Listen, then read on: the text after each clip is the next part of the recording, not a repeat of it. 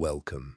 Tonight we are exploring the timeline of every major martial art in human history, from the 300,000-year-old wooden spears left buried in German earth to the Greek pankration champion who claimed his Olympic crown moments after his own death.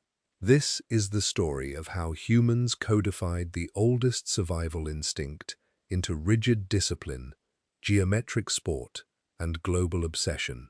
If you enjoy this journey, consider leaving a like, a subscribe, or a quiet thought below.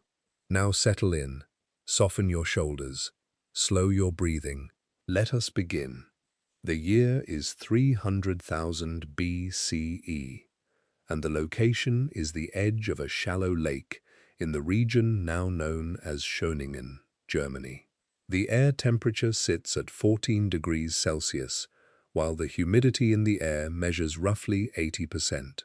A Homo heidelbergensis hunter kneels in the dark brown mud of the shoreline. The hunter possesses a cranial capacity of 1,200 cubic centimeters, and his brow ridge protrudes heavily over his eye sockets. He holds a stone flake chipped from a larger flint nodule. The edge of the flint flake measures precisely 2 millimeters in thickness.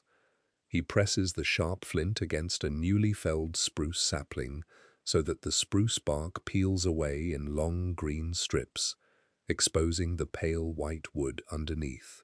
The scent of raw pine resin fills the immediate area as the sap leaks from the cut fibers. The hunter repeatedly scrapes the flint tool along the length of the spruce branch. The scraping motion removes thin shavings of wood, reducing the overall diameter of the branch. He works the base of the tree trunk to form the primary tip of the spear, because the wood at the base of a spruce tree contains the highest density of annual growth rings. This dense concentration of rings provides maximum structural hardness for penetrating animal hide. He shapes the wood until the total length of the spear measures 2.53 meters, a measurement that roughly equals the length of 1/2 of a modern automobile. The shaft diameter measures exactly 5 centimeters at its thickest point, and the surface of the wood bears sticky resin from the internal sap. The finished wooden spear tapers precisely at both ends, placing the thickest and heaviest portion of the wooden shaft in the front third of the weapon. This specific weight distribution shifts the center of gravity forward, creating a structural geometry that perfectly matches the ballistic ratio of a modern tournament javelin. The heavy front end causes the spear to arc downward during the final stage of its flight, and this aerodynamic design ensures the sharpened tip strikes the target first. The hunter stands on the muddy bank. His bare feet press into the soft earth, leaving footprints measuring 26 centimeters long. He grips the spruce shaft with his right hand, pressing the rough calluses on his palm directly into the sticky resin. He spots a herd of wild horses grazing 20 meters away in the tall grass. These horses belong to the extinct species Equus mosbacensis. An adult male of this species weighs approximately 600 kilograms and stands 1.6 meters tall at the shoulder. The horses lower their heavy heads to chew on the broadleaf grasses growing near the water edge. The hunter shifts his body weight entirely onto his back right leg. He raises his right arm, pulling the 2.53-meter spear back behind his shoulder. The muscles in his chest and shoulder stretch to store mechanical energy. He steps forward with his left foot and plants his heel into the dirt. His hips rotate forward, transferring the rotational force up through his torso, through his shoulder, and down his right arm. He releases the wooden shaft, and the spear travels through the air at a recorded velocity of 25 meters per second. The dense spruce tip strikes the ribcage of a male horse. The sharpened wood separates the ribs and enters the chest cavity. The force of the impact forces the 600-kilogram animal to the ground, causing the rest of the herd to scatter. Their heavy hooves displace chunks of wet earth and crushed grass as they run. The hunter approaches the fallen horse. 5 other members of the hunting group arrive, holding sharp flint hand axes. They use the hand axes to slice through the thick hide of the animal, detaching the meat from the bones and cutting the muscle tissue into narrow strips. They strike the long bones of the horse's legs with heavy round stones. The stones fracture the horse bones, exposing the soft, calorie-dense marrow inside. The hunters extract the marrow using small slivers of broken bone. Later excavations of this exact site will reveal thousands of animal bone fragments preserved in the earth. 90% of these excavated bone fragments belong to slaughtered horses, and the cut marks on the bone surfaces perfectly match the sharp edges of the flint tools found in the exact same soil layer. The hunters leave the spruce spears behind in the mud. Over the next several weeks, the water level of the shallow lake rises, and the lake water completely covers the wooden weapons. Fine silt, dead leaves, and organic plant matter settle over the submerged spears. This layer of wet peat completely seals the wood from surrounding oxygen. The sealed environment preserves the spruce fibers intact, while the mud compresses over centuries into a thick layer of brown coal called lignite. The spears remain encased inside the lignite layer for 300 millennia. The steady geological pressure of the earth flattens the round wooden shafts into oval cross-sections. In the late 20th century, massive industrial mining excavators strip away the topsoil at Schöningen. The steel buckets of the machines expose the brown coal layer located exactly 10 meters below the modern surface. Archaeologists physically remove the lignite with metal trowels to uncover the spruce weapons. The spears retain their carved points and their exact physical weight distributions. These excavated wooden shafts constitute the earliest physical evidence of organized hunting and weapon use in the human archaeological record. The precise carving of the wood proves that early hominids understood aerodynamics and projectile physics, allowing them to construct specialized tools designed exclusively for killing large game at a distance. The hunters at Schöningen formalized the biomechanics of combat during the Middle Pleistocene epoch.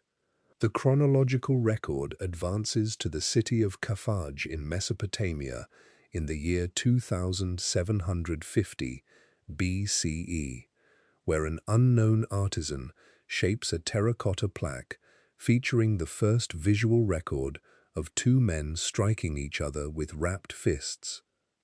The year is 2750 BCE, and the location is the Sumerian city of Carthage, situated in the region of Mesopotamia between the Tigris and Euphrates rivers. The ambient air temperature reaches 35 degrees Celsius, and the wind carries fine grains of dry sand from the surrounding alluvial plain. A Sumerian artisan sits on a solid wooden stool in a shaded courtyard near the temple oval. He holds a rectangular slab of wet river clay extracted directly from the banks of the Diyala River. The clay slab measures roughly 30 centimeters in height and 15 centimeters in width, consisting entirely of fine silicate minerals mixed with river water. The artisan presses a sharpened copper stylus into the wet clay to form a raised relief sculpture. He carves the shapes of 2 men standing face to face on a flat horizontal baseline. The sculpted figures measure exactly 20 centimeters tall from the base of their feet to the top of their heads. The artisan carves the shoulders of both figures completely square to the viewer, utilizing a frontal perspective that maximizes the physical width of the combatants in the visual composition. He etches deep lines around the hands of both men, to depict thick fabric strips wrapped securely around their clenched fists. These carved fabric wraps represent the earliest physical evidence of protective hand gear in human combat sports. The visual scene on the wet clay documents the mandatory military training regimens practiced within the walls of the Sumerian city-states. Rulers of Khafajay require male citizens to practice hand-to-hand combat to prepare for infantry warfare against neighboring settlements. 50 meters away from the artisan's courtyard, two human athletes replicate the exact pose depicted on the clay slab. The men stand on a floor of packed dirt, stepping their bare feet into the loose dust. They wrap raw linen bandages around their knuckles, hands, and wrists. The raw linen bandages measure 2 meters in length and 5 centimeters in width, and the athletes weave the fabric tightly between their fingers and across the back of the hand. The linen fabric provides structural support to the small carpal and metacarpal bones of the hands upon impact with a solid target. Both men wear woven wool skirts extending from their waists down to their upper knees. They secure these lower garments with thick leather belts pulled tight across their abdomens. The heavy belts maintain the position of the skirts during the rapid torso rotations required for throwing punches. The first athlete shifts his body weight onto his front left foot and extends his right arm forward. The triceps muscle contracts, straightening the elbow joint, while the deltoid muscle elevates the arm. The wrapped fist travels through the air and strikes the zygomatic bone of the second athlete. The kinetic energy transfers from the linen wrapping into the facial tissue, causing a localized accumulation of blood beneath the skin.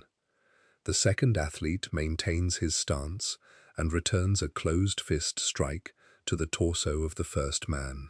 The impact against the abdominal rectus muscles forces a sudden exhalation of carbon dioxide from the lungs.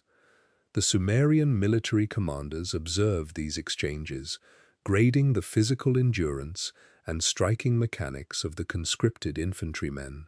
The physical conditioning builds the cardiovascular stamina required for marching long distances across the desert while holding heavy bronze spears and copper axes. The soldiers march in tight phalanx formations, requiring absolute physical balance and core stability generated through these continuous boxing drills. The artisan in the courtyard finishes carving the details of the leather belts on the clay figures. He carries the wet slab to a dome-shaped mud brick kiln fueled by dried palm fronds. The fire inside the kiln reaches a core temperature of 900 degrees Celsius. The artisan places the clay relief inside the firing chamber. The intense heat evaporates the water molecules trapped within the silicate structure, triggering a chemical change that permanently hardens the material. The clay turns a deep orange-red color, physically transforming into terracotta. The baked plaque cools in the ambient air over a period of 12 hours. The hardened terracotta relief remains in the city of Khafajay for centuries. Over time, mud brick structures in the city collapse, and layers of wind-blown sediment bury the urban center. The sediment compresses and forms a massive mound of earth known as a tell. The terracotta plaque rests beneath 3 meters of packed dirt and sand, completely shielded from ultraviolet light and surface water erosion.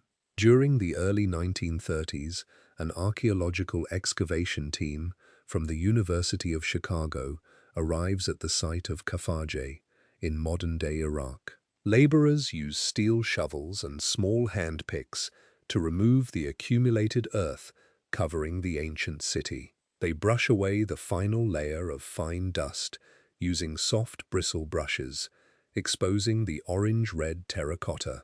The excavators document the exact stratigraphy of the find, noting its precise location in the early dynastic soil layer.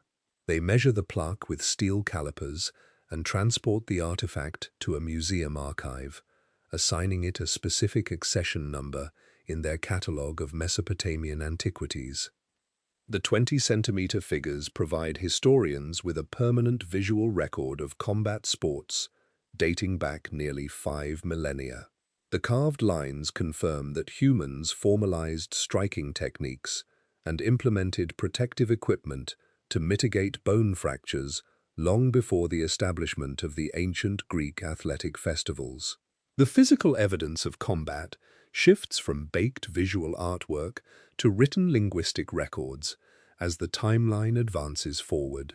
650 years later, in the year 2100 BCE, the documentation of hand-to-hand combat transitions into complex written narratives within the Sumerian city of Uruk. Scribes working in the royal palaces begin pressing reed styluses into palm-sized clay tablets to record a physical struggle between King Gilgamesh and a wild man named Enkidu, utilizing the wedge-shaped symbols of the cuneiform script to document the specific mechanics of a brutal grappling match.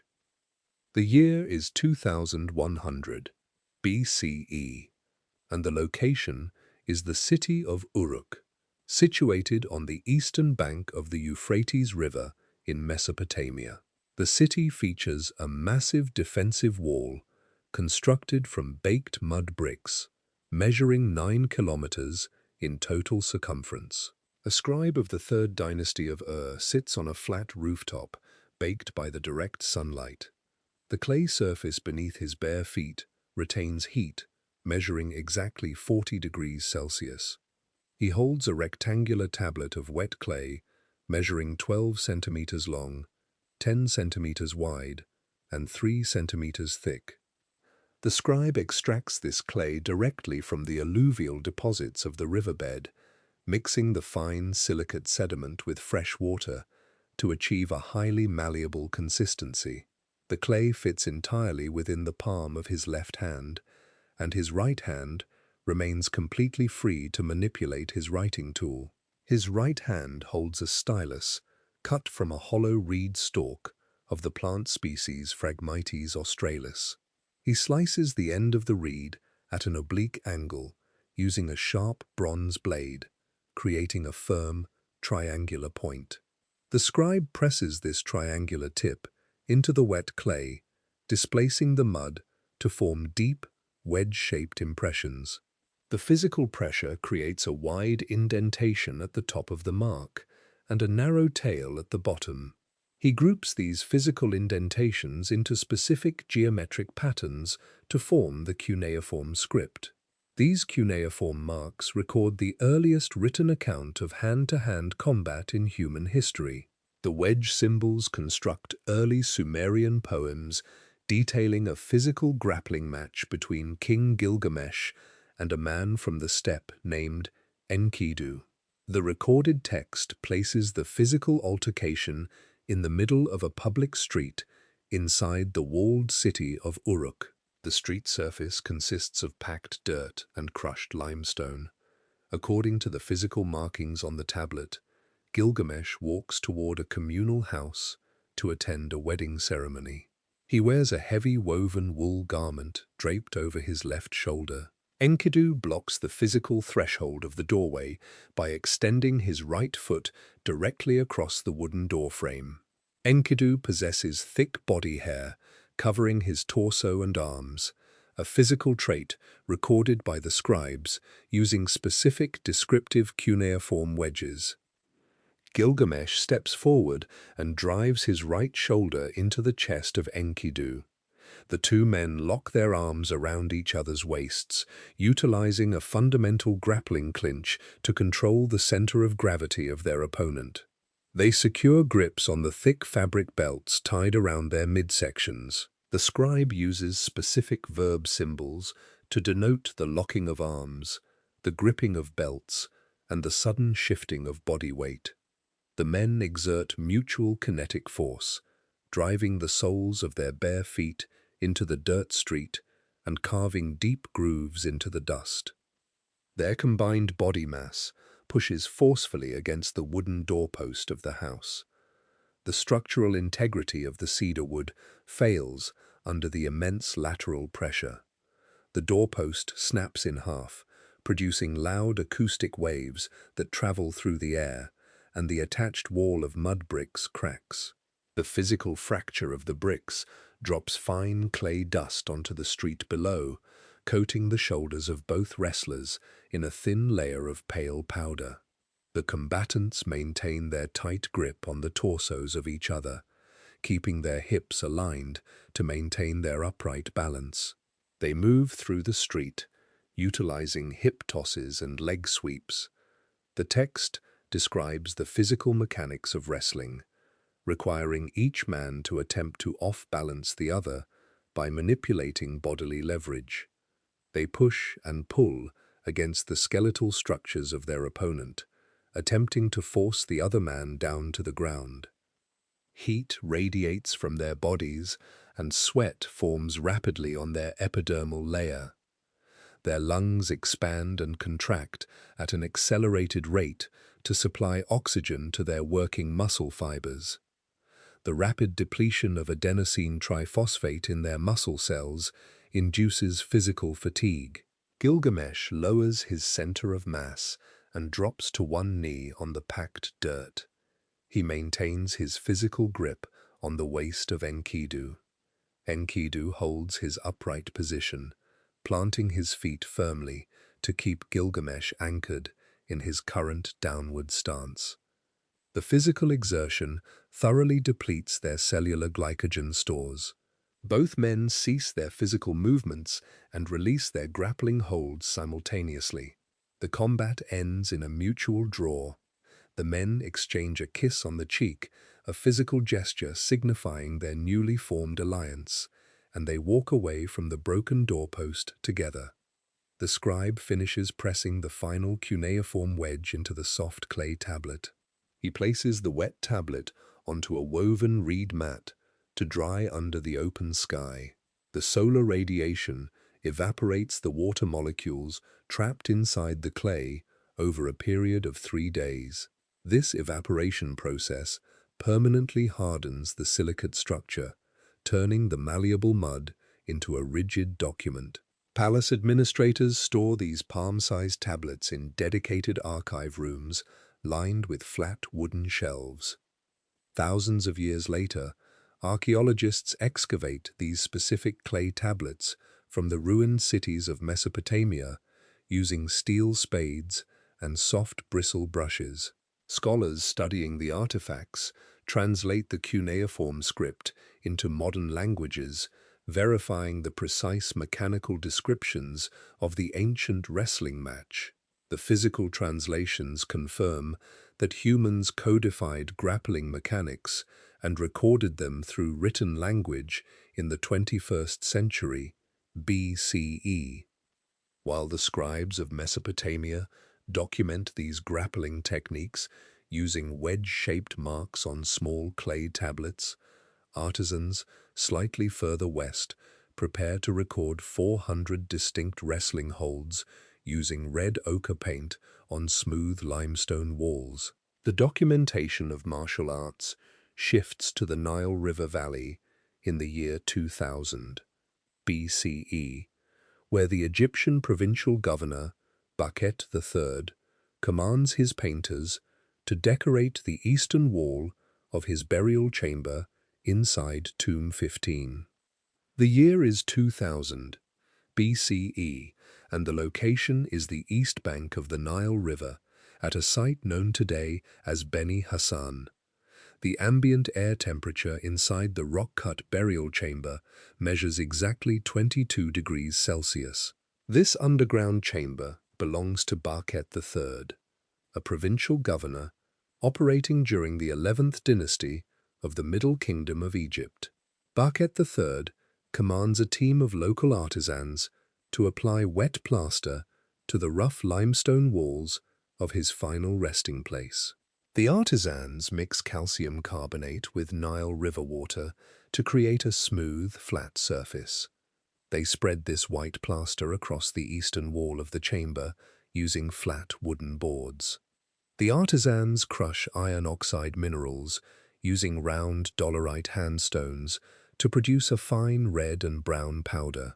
They mix this iron oxide powder with water and liquid sap extracted from acacia trees to create a thick, adhesive pigment. The painters use brushes constructed from chewed palm fibers to apply this pigment directly onto the dried plaster of the eastern wall. The painters create a continuous visual mural spanning exactly 4.5 square meters across the flat limestone surface.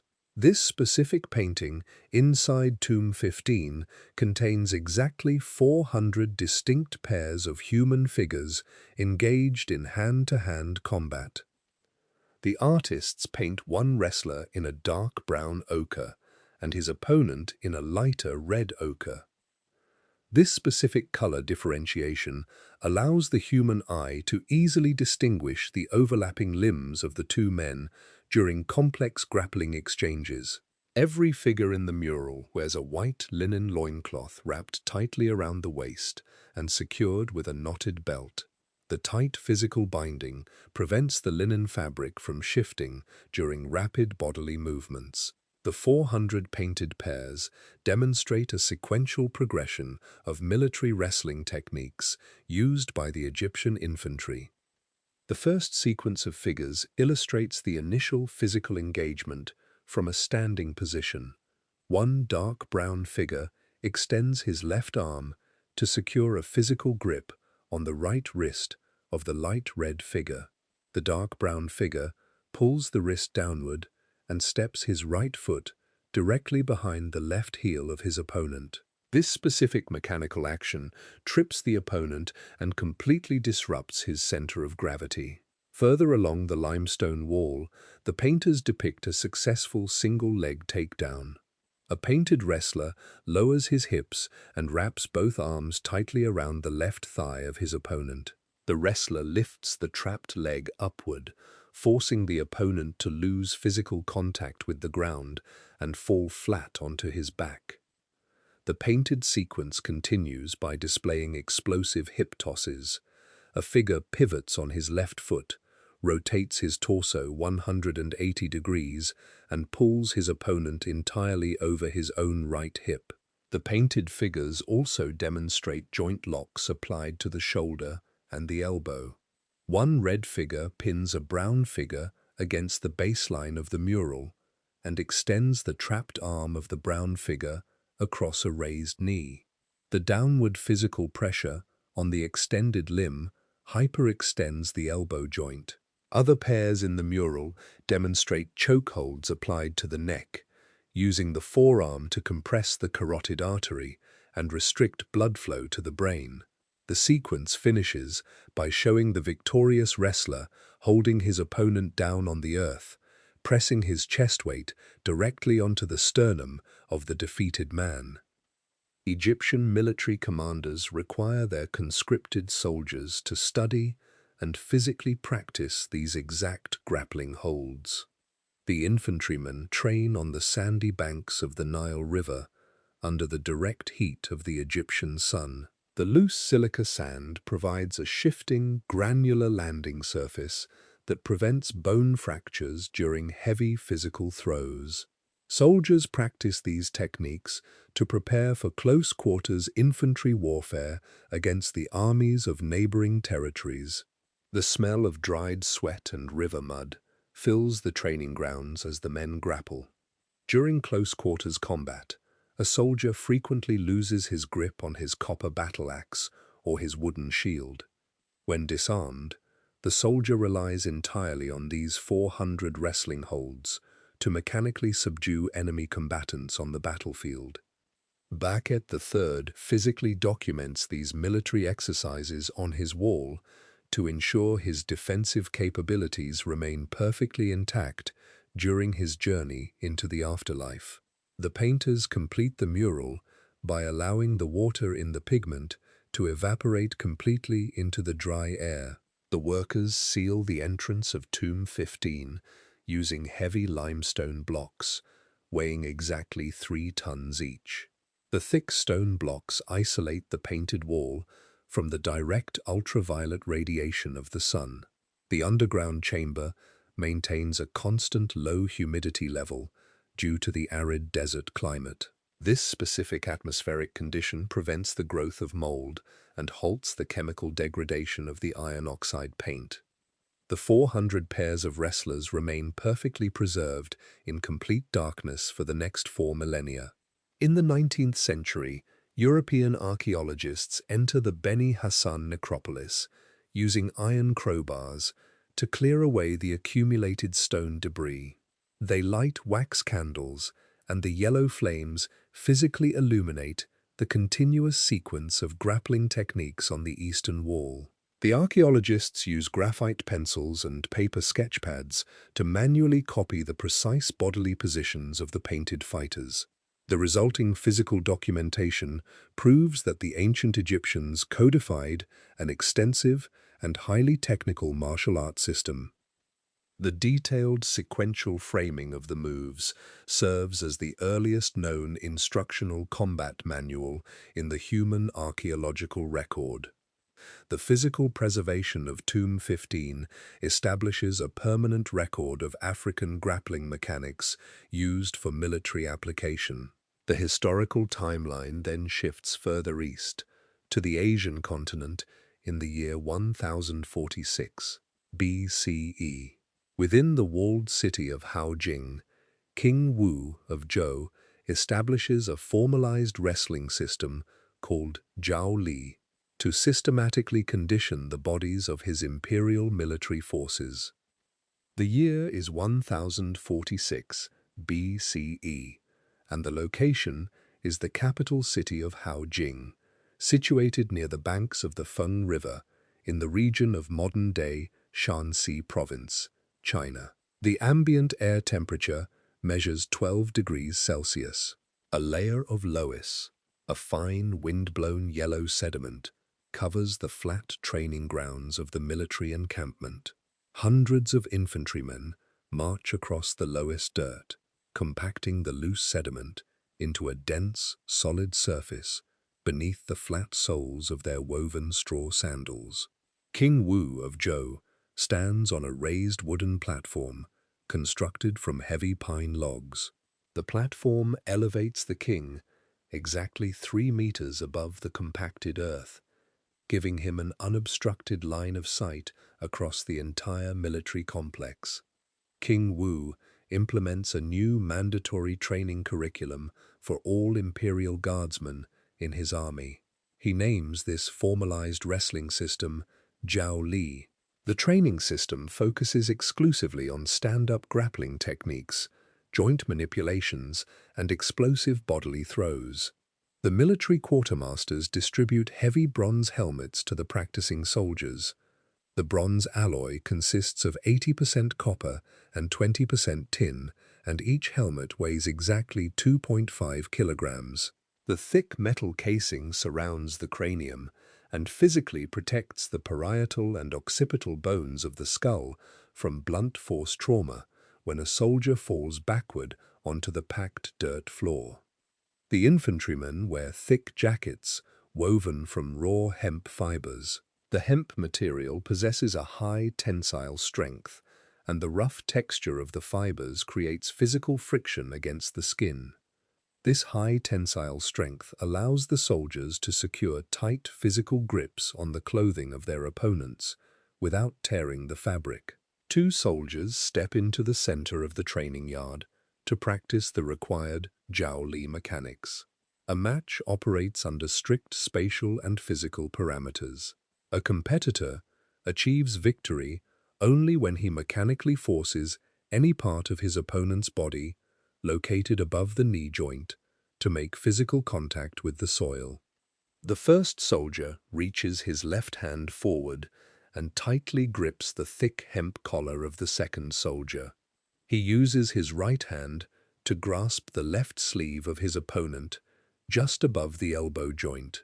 The first soldier pulls the collar and sleeve downward, forcing the second soldier to bend his spine forward and shift his center of gravity past his toes. The first soldier pivots his right foot 180 degrees and lowers his center of mass by bending his knees. He drives his right hip directly into the lower abdomen of his off-balanced opponent.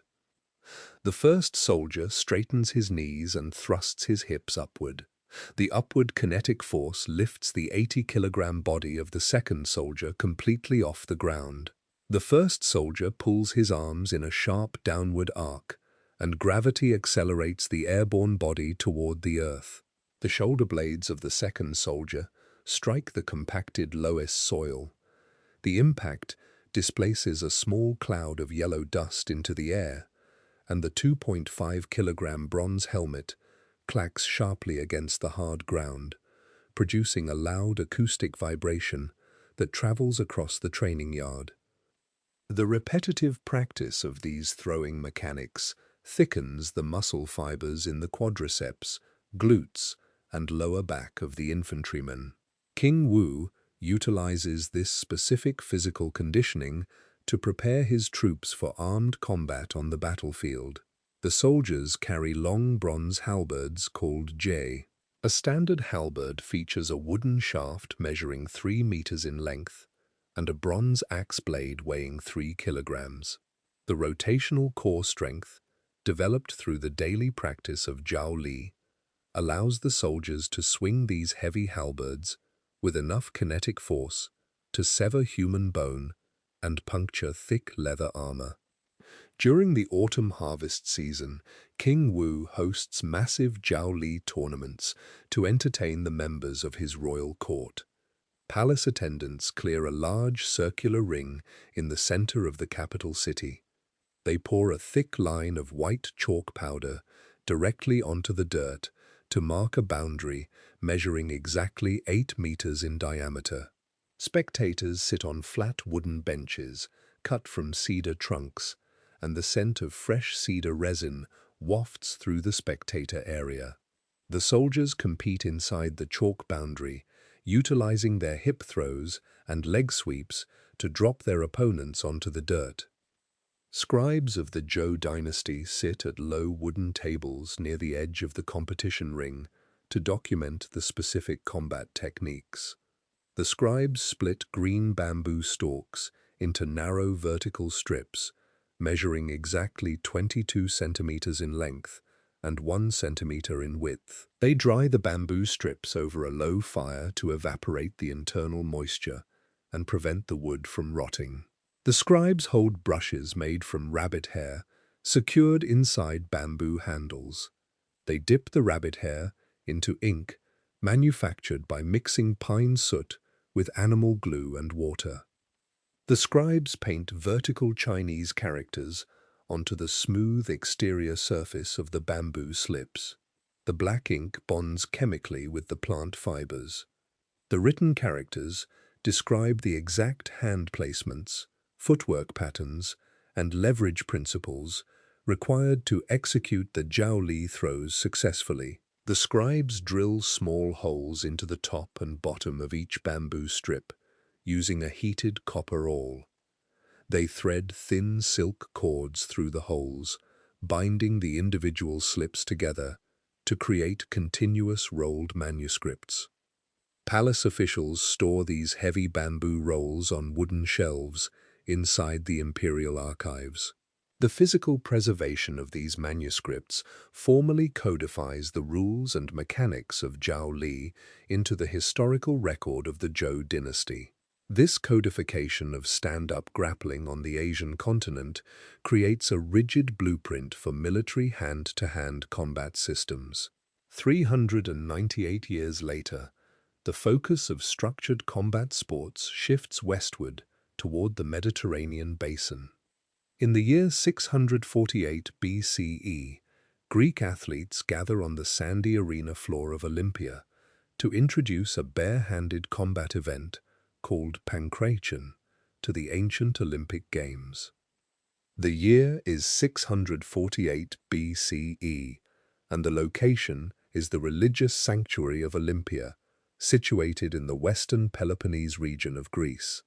The ambient air temperature reaches 32 degrees Celsius, during the middle of the afternoon. Officials of the 33rd Olympiad introduce a completely bare-handed combat event to the established athletic festival.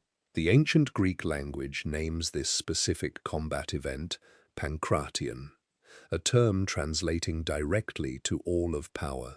The competition takes place inside the central stadium, a rectangular dirt track measuring exactly 192.27 meters in length. The surface of the track consists of fine silica sand mixed with loose, dry clay. The perimeter of the stadium features sloped earth embankments rising upward to hold 40,000 standing spectators.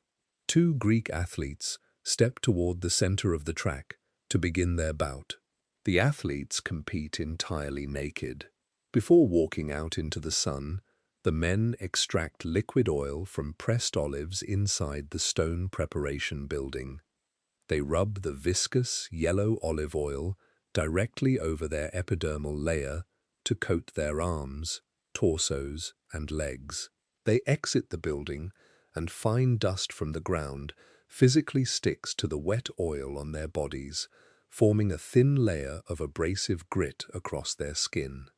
A Hellenodikai, a Greek athletic judge, stands exactly 3 meters away from the competitors. The judge wears a purple woolen cloak draped over his shoulders to signify his official rank within the Olympic administration. He holds a carved wooden rod cut from a lygos tree, measuring 1.5 meters long and 5 centimeters in diameter. The codified rules of pankration permit striking with closed fists, kicking with the feet, joint manipulations, and chokeholds. The rules mandate that the judge swing the wooden rod to strike the back of any competitor who performs the actions of biting human flesh or gouging eyes with their fingers. The bout commences, and the two men step forward on the sand. Pankration combines the physical striking mechanics of boxing with the standing throws and ground submissions of wrestling. The athletes fight with bare metacarpal bones. The first athlete shifts his body weight onto his left leg and swings his right foot upward in a rapid arc. The hard tibia bone of his lower leg forcefully strikes the left thigh of the second athlete. The kinetic impact ruptures capillary vessels deep inside the quadriceps muscle, causing blood to pool beneath the skin and form a dark purple contusion. The second athlete absorbs the physical blow and lunges forward. He drops his center of mass and wraps both of his thick, muscular arms tightly around the waist of the first athlete. He pulls the torso of his opponent forward and trips the man over his own extended right leg. Both men fall heavily onto the sandy clay surface of the stadium track. The impact of their combined body weight creates a low acoustic thud and displaces a ring of dust into the dry air. The athletes roll on the ground, transitioning into a specialized phase of the sport called katopankration, translating to ground pankration. Sweat secretes from their pores and mixes with the olive oil and dirt, creating a thick, dark paste across their skin. The second athlete isolates the left arm of the first man. He places his own hip directly behind the elbow joint of the trapped arm to act as a physical fulcrum. He pulls the wrist downward, applying severe mechanical leverage to the humerus and ulnar bones. The first athlete relieves the physical pressure on his elbow cartilage by rotating his torso 90 degrees toward the dirt. He maneuvers his body behind the back of the second athlete. He wraps his right arm completely around the anterior section of his opponent's neck. He presses the radius bone of his forearm directly against the right carotid artery of the second athlete. He presses his right bicep muscle directly against the left carotid artery. He locks his hands together and squeezes his arms inward, contracting his pectoral and latissimus dorsi muscles to apply immense bilateral pressure to the neck. The physical compression restricts the flow of oxygenated blood traveling to the cerebral cortex. Bouts in ancient pancreation continue continuously until a physical submission occurs. The match design features a single, continuous round, lasting until the final tap. The solar radiation directly heats the skin of the two men as the second athlete experiences acute cerebral hypoxia. To halt the progression of hypoxia and retain physical consciousness, the trapped athlete extends his right arm out over the dirt. He points his index finger straight up toward the blue sky. The judge observes the raised index finger and steps forward immediately. The judge uses the heavy wooden rod to physically separate the bodies of the two men. The raised finger serves as the official, codified signal of complete physical submission in the Olympic rulebook. The first athlete releases the chokehold and stands up on the sand. The lungs of the defeated athlete expand rapidly to pull oxygen back into his bloodstream. The victor receives an olive wreath cut from the sacred tree located outside the Temple of Zeus. The priests weave the olive branches together to form a circular crown measuring 20 centimeters in diameter, and they place it directly onto the head of the winning athlete. The mechanics of this continuous combat sport persist at the festival for decades, resulting eventually in a fatal physical encounter at the 54th Olympiad. The timeline advances 84 years forward to the exact same sandy stadium in Olympia in the year 564 BCE, where an athlete named Aricion of Phigaleia defends his Pancratian championship title while trapped in a lethal chokehold. The year is 564 BCE, and the location is the stadium at Olympia in the western Peloponnese region of Greece. The 54th Olympiad is currently underway. The air temperature measures 33 degrees Celsius, and ultraviolet light from the sun strikes the white marble columns of the nearby Temple of Hera. 40,000 spectators stand on the sloped earth embankments surrounding the central track. The flat surface of the track consists of fine silica sand mixed with dry clay. Aricion of Phigaleia stands in the center of the sandy track. Aricion holds two previous Pancration championships from the 52nd and 53rd Olympiads. He competes today to defend his title. The Hellenodikai judges oversee the event, wearing purple woolen cloaks to signify their official rank. They hold carved wooden rods cut from Lygos trees, measuring 1.5 meters long.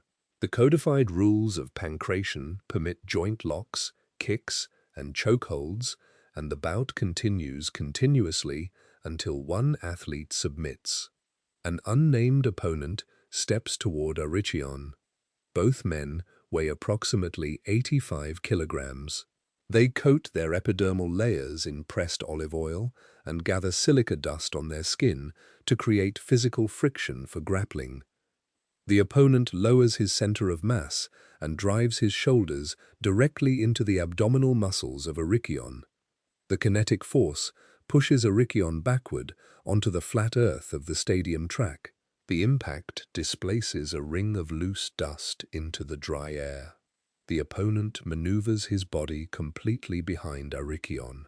The opponent wraps both of his thick, muscular arms around the anterior section of Aricion's neck.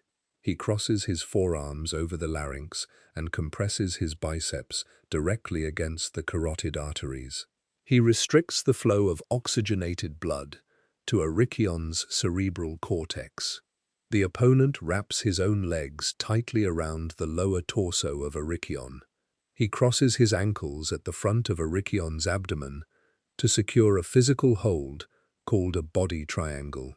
This geometric lock anchors Aricion's hips in a static, forward-facing position. Aricion experiences acute cerebral hypoxia as the oxygen levels in his brain drop rapidly. Carbon dioxide accumulates in his bloodstream, triggering a severe physiological reflex to inhale. The physical compression of the opponent's forearms crushes the cartilage of Arikion's trachea. The crushed cartilage seals the windpipe. Arikion reaches his right hand down toward the right leg of his opponent. He grabs the opponent's right foot, placing his thick fingers tightly over the metatarsal bones. Arikion presses his own left foot firmly into the dirt to create a solid physical anchor point against the earth. Arikion thrusts his hips upward and twists his right shoulder heavily to the side. He pulls the trapped foot of the opponent backward at a severe angle. The mechanical leverage stretches the ligaments of the ankle past their structural capacity. The force pulls the talus bone completely out of its joint socket. The right fibular bone fractures under the extreme rotational pressure, producing a sharp, acoustic crack that travels across the stadium. The sudden structural failure of the ankle joint causes immediate and severe physical trauma to the opponent. The pain receptors in the opponent's fractured leg send rapid electrical signals up his spinal cord. The opponent uncrosses his arms from Arikion's neck. He extends his right arm upward and points his right index finger straight into the air. This specific physical gesture signals his formal submission to the Hellenodikai judge standing 2 meters away. The judge observes the raised index finger and steps forward to separate the combatants. The judge sees Arikion lying motionless on the ground. The crushed trachea permanently blocked Arikion's airway seconds before the ankle fracture occurred. Arikion dies from asphyxiation on the stadium floor at the exact moment his opponent submits. The judge declares the match concluded. According to the codified rules of the Olympic Games, a competitor concedes the match the moment he raises his index finger. The opponent submitted, while Arikion technically remained an active participant in the contest. The Hellenodikai judges rule Arikion the legal victor of the 54th Olympiad pankration event. The judges retrieve an olive wreath woven from the branches of the sacred olive tree located outside the Temple of Zeus. This specific tree belongs to the wild Olea oleaster species. They walk over to the deceased body of Arikion. They place the green olive crown directly onto the head of his corpse. Arikion becomes the first deceased man in recorded history to win an Olympic championship. Attendants place his physical body onto a wooden cart pulled by 2 oxen. The cart features solid wooden disc wheels that carve deep ruts into the dirt road. The oxen pull the cart over a distance of roughly 40 kilometers to reach his hometown of Figaleia in the mountainous region of Arcadia. The citizens of Figaleia commission a sculptor to carve a commemorative statue from a solid block of regional limestone. The finished stone statue measures exactly 2 meters tall and depicts a male figure standing with his arms firmly by his sides. The sculptor carves a slight upward curve into the lips of the figure and paints the limestone surface with red and blue iron-based pigments. Workers erect the limestone monument in the central marketplace of the city. They carve a Greek inscription into the rectangular stone base to document the exact mechanical outcome of the 54th Olympiad. The statue stands exposed to the rain and wind of Arcadia for centuries, cementing the physical legacy of the asphyxiated champion. The brutal, bare-handed mechanics of pankration expand outward from the Olympic sporting events into formalized military combat tactics. 84 years later, in the year 480 BCE, King Leonidas and the heavily armored hoplites of Sparta marched toward the coastal pass of Thermopylae to apply these exact joint-breaking techniques against the invading infantry of the Persian Empire. The year is 480 BCE, and the location is the coastal pass of Thermopylae in central Greece. The physical pass measures exactly 14 meters wide, situated directly between the steep limestone cliffs of Mount Oeta and the saltwater of the Malian Gulf. The ambient air temperature measures 35 degrees Celsius during the late summer afternoon. King Leonidas of Sparta stands on a small dirt hill located behind a wall composed of loose, stacked stones. Leonidas commands a surviving force of heavily armored Spartan hoplite soldiers. The hoplites wear Corinthian helmets forged from single sheets of bronze, weighing exactly 2.2 kilograms each. The bronze completely encases their skulls, leaving only narrow vertical slits for their eyes and a small opening for breathing. They wear thick linen cuirasses over their torsos, constructed by gluing multiple layers of raw linen fabric together until the material becomes rigid. Solid bronze greaves clamp tightly around their lower legs to protect their exposed tibia bones from physical impacts. The Spartan hoplites hold round concave shields called aspides. An individual aspis consists of curved oak wood covered with a thin outer layer of pressed bronze. Each shield measures exactly 90 centimeters in diameter and weighs 7 kilograms. For 3 consecutive days, the soldiers lock these shields together to form an interlocking wall of wood and bronze across the narrow pass. The hoplites hold spears called dori, featuring smooth ashwood shafts measuring 2.4 meters in length. The front of the spear features a leaf-shaped iron blade, while the rear features a solid bronze spike designed to act as a physical counterweight. The Spartans thrust these iron points directly into the advancing columns of the Persian infantry. The Persian immortals wear overlapping iron scales sewn directly onto leather tunics. The iron points of the Spartan spears strike the dense iron scales of the Persian armor repeatedly over 72 hours of continuous close-quarters combat. The immense physical kinetic force generated by the thrusts splinters the internal grain of the ashwood. The wooden spear shafts fracture and completely shatter into jagged pieces, leaving the Spartan soldiers holding empty, broken sticks. The hoplites drop the wooden remnants onto the blood-soaked dirt and draw their secondary weapons from leather scabbards hanging at their waists. The secondary weapon is an iron short sword called a xiphos. The xiphos features a double-edged blade measuring exactly 60 centimeters in length. The Spartan soldiers swing the iron blades against the woven wicker shields and wooden spear shafts carried by the Persian attackers.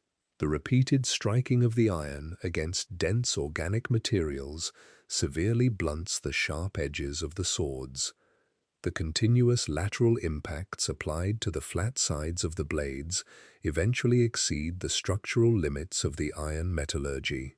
The metal blades snap in half, separating completely from their wooden hilts. The surviving hoplites drop their broken swords onto the earth and engage the Persian infantry using entirely bare-handed combat. Spartan military law explicitly mandates that all male citizens master the combat mechanics of pancration. The state removes male children from their homes at exactly 7 years of age to enter a rigid military training program called the Agoge. Instructors force the young boys to wrestle daily on the hard-packed clay courtyards of the Eurotas Valley. The formalized rules of Olympic pancration penalize competitors for biting human flesh or gouging eyes with their fingers. The Spartan military instructors intentionally mandate the continuous use of biting and eye gouging during their daily grappling drills to ensure absolute biomechanical readiness for lethal battlefield conditions. A Spartan hoplite steps forward and drives his bare hands past a Persian wicker shield. He presses his thick thumbs directly into the orbital sockets of a Persian soldier, applying concentrated physical pressure to the soft ocular tissue. Another Spartan wraps his right arm tightly around the anterior neck of an enemy combatant and applies a lateral chokehold. The Spartan leans his head forward and drives his human teeth completely through the soft tissue of the Persian soldier's external jugular vein. The physical puncture of the vein severs the blood vessel and causes immediate, severe hemorrhaging directly onto the soil of the pass. The Greek historian Herodotus records these specific physical actions by interviewing surviving witnesses and gathering oral histories. Herodotus writes down the exact details on papyrus scrolls, documenting that the Spartans fought with their bare hands and their teeth. The Persian army, commanded by King Xerxes, suffers exactly 20,000 physical casualties during the three-day engagement. The Persian commanders eventually halt the infantry advance and order their specialized archers to move forward. The Persian archers stand 100 meters away from the remaining Spartans. The archers hold composite bows constructed from laminated animal horn, flexible wood, and animal sinew. The archers draw the woven bowstrings back to their ears, storing immense potential kinetic energy in the severely bent limbs of the weapons. The archers release the strings, and thousands of arrows travel simultaneously across the pass at a velocity of 50 meters per second. The arrows feature hollow reed shafts and solid iron arrowheads. The iron arrowheads strike the Spartan soldiers from a high downward trajectory. The sharp metal points penetrate the layered linen cuirasses and puncture the bronze Corinthian helmets. The arrows sever critical blood vessels and enter the internal organs of the hoplites, causing rapid exsanguination. The rapid loss of blood volume drops the blood pressure of the soldiers to zero. King Leonidas and his remaining hoplites expire on the dirt hill, permanently ending the hand-to-hand engagement at the pass. The Persian infantry steps over the physical bodies of the Spartans and marches south toward the city of Athens. During the exact same year of 480 BCE, a drastically different application of physical striking takes place simultaneously across the Aegean Sea. The sporting officials of Greece host the 75th Olympiad in the Western Peloponnese. A massive Greek athlete named Theagenes travels from his island home of Thassos to the Olympic sanctuary to compete in the formalized boxing tournament. Theagenes prepares to demonstrate immense striking power, using thick leather straps tightly wrapped around his knuckles, embarking on a documented athletic career encompassing exactly 1,300 individual combat victories. The year is 480 BCE, and the location is the stadium track at Olympia in the western Peloponnese region of Greece. The officials of the 75th Olympiad oversee the formalized boxing tournament on the open dirt field. The sun radiates ultraviolet light down onto the silica sand of the track, raising the ambient air temperature to 34 degrees Celsius. An athlete named Theagenes stands in the center of the stadium. Theagenes traveled to Olympia from Thassos, an island located in the northern Aegean Sea, known for exporting white marble and gold. The Greek geographer Pausanias documented the early childhood of Theagenes in his written scrolls titled The Description of Greece. According to the written records of Pausanias, at exactly 9 years of age, Theagenes walked through the central public square of Thassos. He gripped a solid bronze statue dedicated to a local deity. He pulled the heavy bronze sculpture completely off its carved stone pedestal. He lifted the metal object onto his shoulders and carried it over the dirt roads back to his physical residence.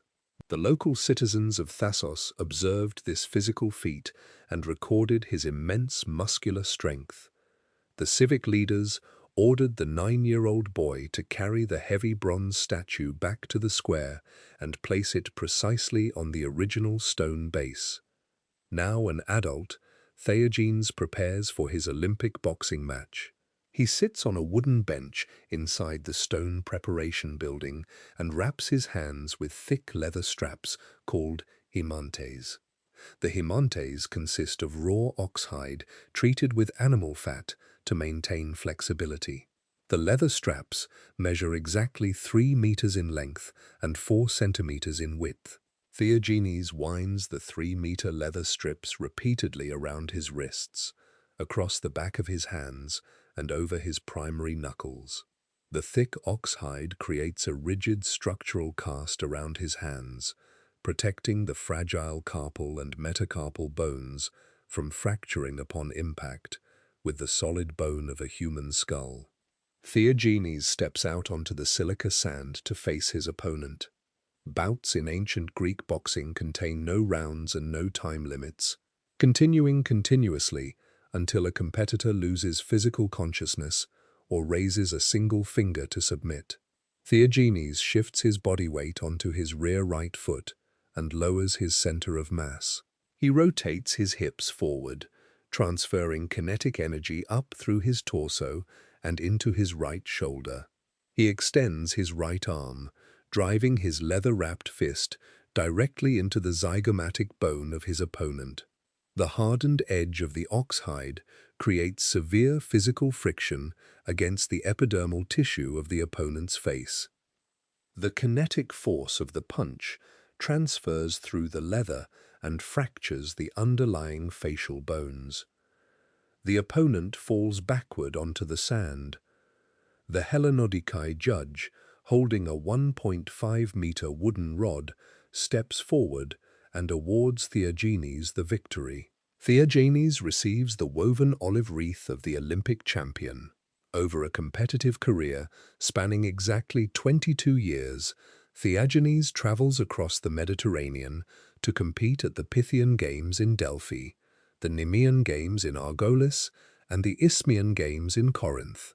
Stone inscriptions recovered from the sanctuary of Delphi credit Theogenes with winning exactly 1,300 individual combat matches in boxing and pankration. Following his death from biological aging, the citizens of Thassos commission a local sculptor to manufacture a commemorative monument. The sculptor utilizes the lost wax casting method to create a life-sized bronze statue of Theogenes. The artisan sculpts a beeswax model, covers the wax in wet clay, and fires the clay in a kiln to melt the wax away. The sculptor pours a molten liquid alloy consisting of 90% copper and 10% tin directly into the empty clay mold. The bronze alloy cools and solidifies into a hollow metal shell measuring exactly 2 centimeters thick. Laborers install the finished bronze statue on a marble pedestal in the center of the Thassos marketplace. A former athletic rival of Theogenes visits the marketplace during the night. The rival strikes the bronze statue repeatedly with his bare hands. The continuous physical impacts apply lateral force to the statue over a period of several weeks. The lateral force eventually loosens the internal bronze dowels, connecting the statue's feet to the marble base. The center of gravity shifts forward, and the heavy bronze figure falls off the pedestal. The metal statue lands directly on top of the former rival, crushing his internal organs and causing immediate fatal hemorrhaging. The civic laws of Thassos require the local magistrates to hold formal criminal trials for inanimate objects that cause the death of a human being. The magistrates convene in the marketplace and find the bronze statue guilty of murder. The legal code mandates physical exile for the convicted object. Laborers tie thick hemp ropes around the bronze torso and drag the heavy statue onto the wooden deck of a sailing ship.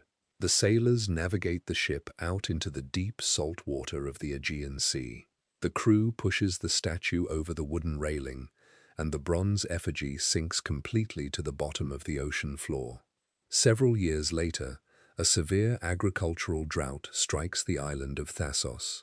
The lack of rainfall causes local wheat and barley crops to wither and die in the soil. The civic leaders travel to mainland Greece to consult the Oracle of Delphi. The oracle instructs the citizens to recover all of their exiled residents to restore the agricultural yields of the island. Thasian fishermen cast heavy woven nets equipped with lead weights into the Aegean Sea. The nets drag across the sea floor and physically snag the submerged bronze statue of Theagenes. The fishermen haul the nets onto their wooden deck and recover the metal effigy. Saltwater barnacles cover the surface of the bronze shell. The citizens return the statue to its original marble pedestal in the marketplace, restoring the physical monument of their boxing champion. The documentation of martial arts expands simultaneously across the Asian continent. 80 years later, in the year 400 BCE, Sanskrit scholars in the Indian subcontinent write the verses of the Mahabharata on dried palm leaves, documenting the specific knee strikes and open-hand blows utilized by the warrior deity Krishna inside excavated dirt wrestling pits. The year is 400 BCE, and the location is the northern plain of the Indian subcontinent near the Ganges River. The ambient air temperature measures exactly 30 degrees Celsius. Sanskrit scholars sit on flat mats woven from dried elephant grass. The scholars harvest the broad green leaves of the Palmyra palm tree to create physical writing surfaces. They boil the harvested leaves in large clay pots filled with boiling river water to extract the natural acidic saps from the plant fibers. They lay the boiled leaves in the direct sunlight for exactly 30 days. The intense ultraviolet radiation bleaches the plant tissue until the leaves turn a pale yellow color. The scholars use iron knives to cut the dried leaves into identical rectangular strips measuring exactly 40 centimeters in length and 5 centimeters in width. A scholar holds a sharpened iron stylus in his right hand. He presses the iron point directly into the fibrous surface of the palm leaf to carve the characters of the Sanskrit script. The scholars utilize the standardized rules of Sanskrit grammar developed by the ancient linguist Panini. The mechanical pressure of the stylus creates shallow physical grooves in the plant material. The scholar rubs black soot gathered from a wood fire directly over the carved leaf. The black carbon particles settle permanently into the engraved grooves, making the Sanskrit letters physically visible against the pale yellow background. The scribes drill small holes through the left side of every leaf, using a heated copper awl. They thread thick cotton cords through the holes to bind the individual leaves together into massive manuscripts. These specific bound manuscripts compile the complete text of the epic poem known as the Mahabharata. The completed Mahabharata contains exactly 200,000 individual verse lines, making it the longest epic poem in the recorded human historical archive. A specific section of these Sanskrit verses documents the ancient hand-to-hand combat system known as Malla Yuddha. The text describes the physical grappling mechanics utilized by the warrior deity Krishna. The Sanskrit lines detail Krishna grasping the thick fabric waist belt of an opponent and pulling the enemy forward. Krishna drives his flexed knee directly upward into the sternum bone of the man. The physical impact of the knee strike compresses the rib cage of the opponent and forcefully expels the oxygen from his lungs. The text also records Krishna delivering open-handed palm strikes directly to the temporal bones of the human skull, generating enough kinetic force to cause severe concussions and internal cranial hemorrhaging. The verses categorize Malla Yuddha into 4 distinct physical methodologies based entirely on the attributes of Hindu deities. The Hanumanti methodology focuses strictly on rapid circular footwork and physical evasion to outmaneuver an attacker. The Jambavanti methodology utilizes specific joint locks applied to the elbows, wrists, and shoulders to force a physical submission through extreme ligament strain. The Jarasandhi methodology requires the wrestler to lift the opponent completely off the ground and apply severe bending force to fracture their long bones or spinal column. The Bhimaseni methodology relies entirely on the application of sheer body mass and continuous kinetic pressure to physically exhaust the opponent on the ground. The athletes practice these four grappling methodologies inside a specialized training ground called an akhara. The wrestlers use flat wooden spades to dig a rectangular pit measuring exactly 6 meters long and 1.5 meters deep into the earth. They use woven wicker baskets to remove all sharp stones and pebbles from the excavated soil. They mix the sifted dirt with clarified butter, known physically as ghee, and red ochre powder to create a dense, highly malleable clay. The wrestlers pour fresh well water into the pit every 3 days to maintain the exact moisture content of the clay. The combination of the wet earth and the clarified butter produces a thick, musky odor that fills the training ground. Before initiating a grappling session, the wrestlers rub this damp red earth completely over their own skin. The wet clay physically absorbs the sweat, secreting from their epidermal pores, and provides structural friction for their opponents to grip during complex throwing maneuvers. The wrestlers lock their thick fingers together in a symmetrical collar and elbow tie. They drive the crowns of their heads directly into the clavicle bones of their sparring partners.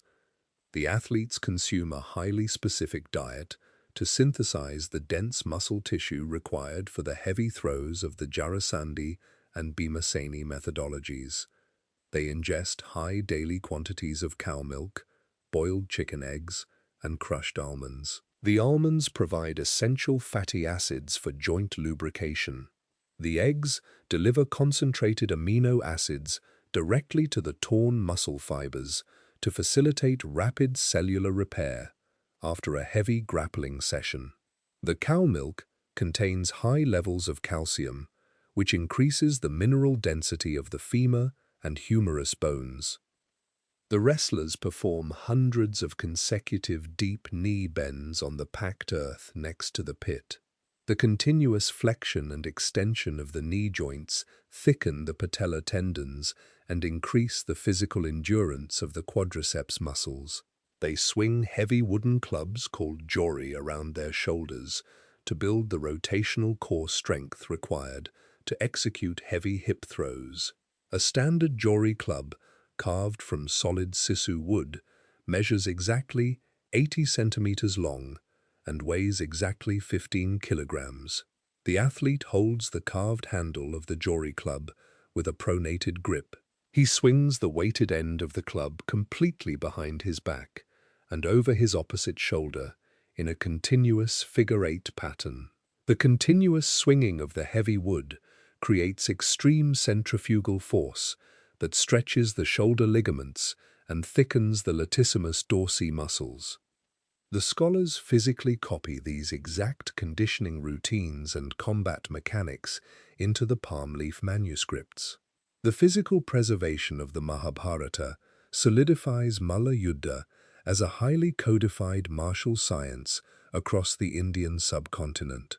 The timeline advances forward 480 years to the Italian peninsula.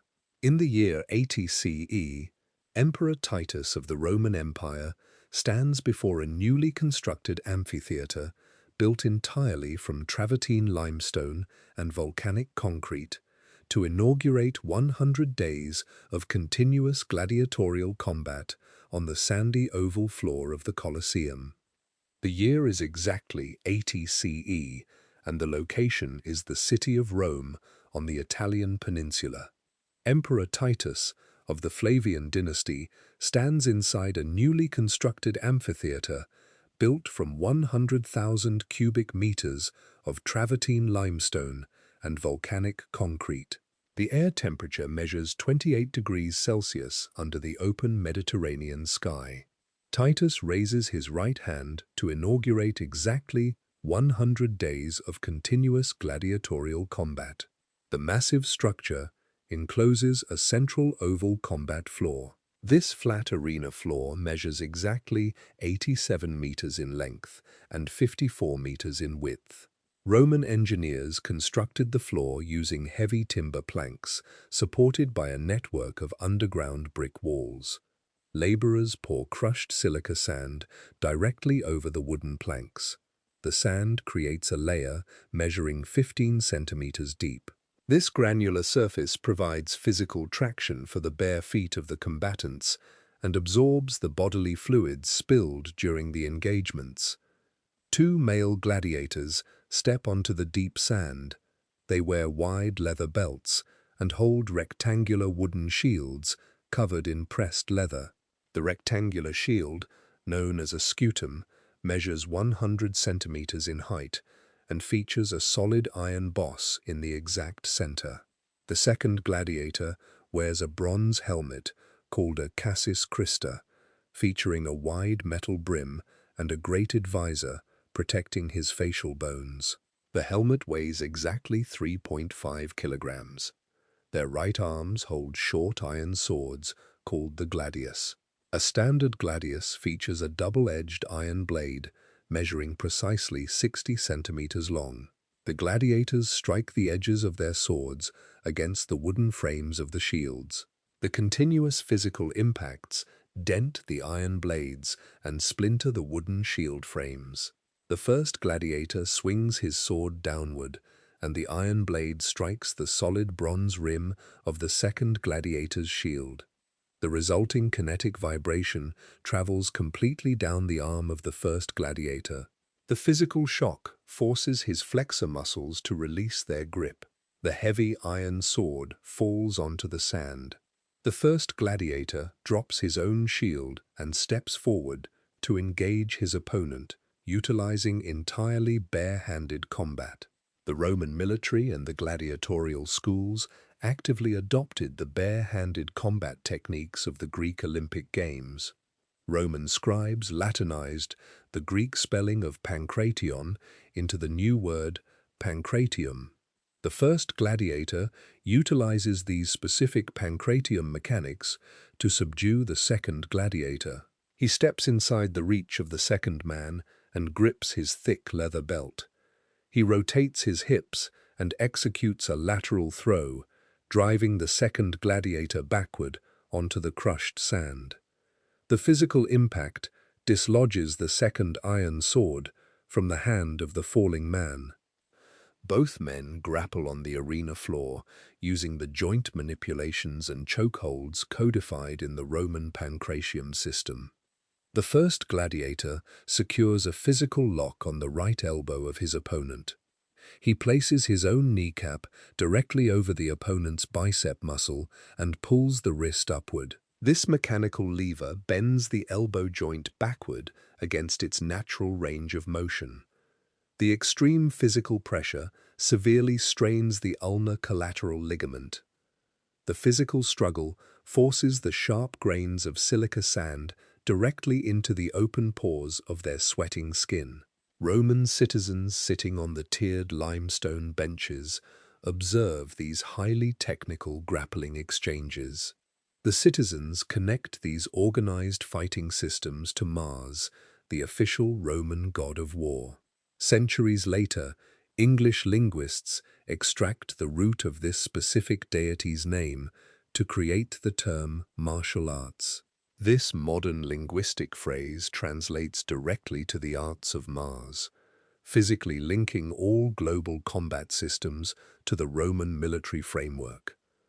During the 100 days of inaugural games, Roman record keepers carved tallies into stone tablets, documenting the slaughter of exactly 9,000 wild animals on the arena floor. The red blood of these animals mixes completely with the blood of the human combatants in the deep sand. Laborers rake the granular surface flat after every physical encounter to prepare the oval floor for the next pair of fighters. The Roman public attends these violent spectacles for the next 313 years.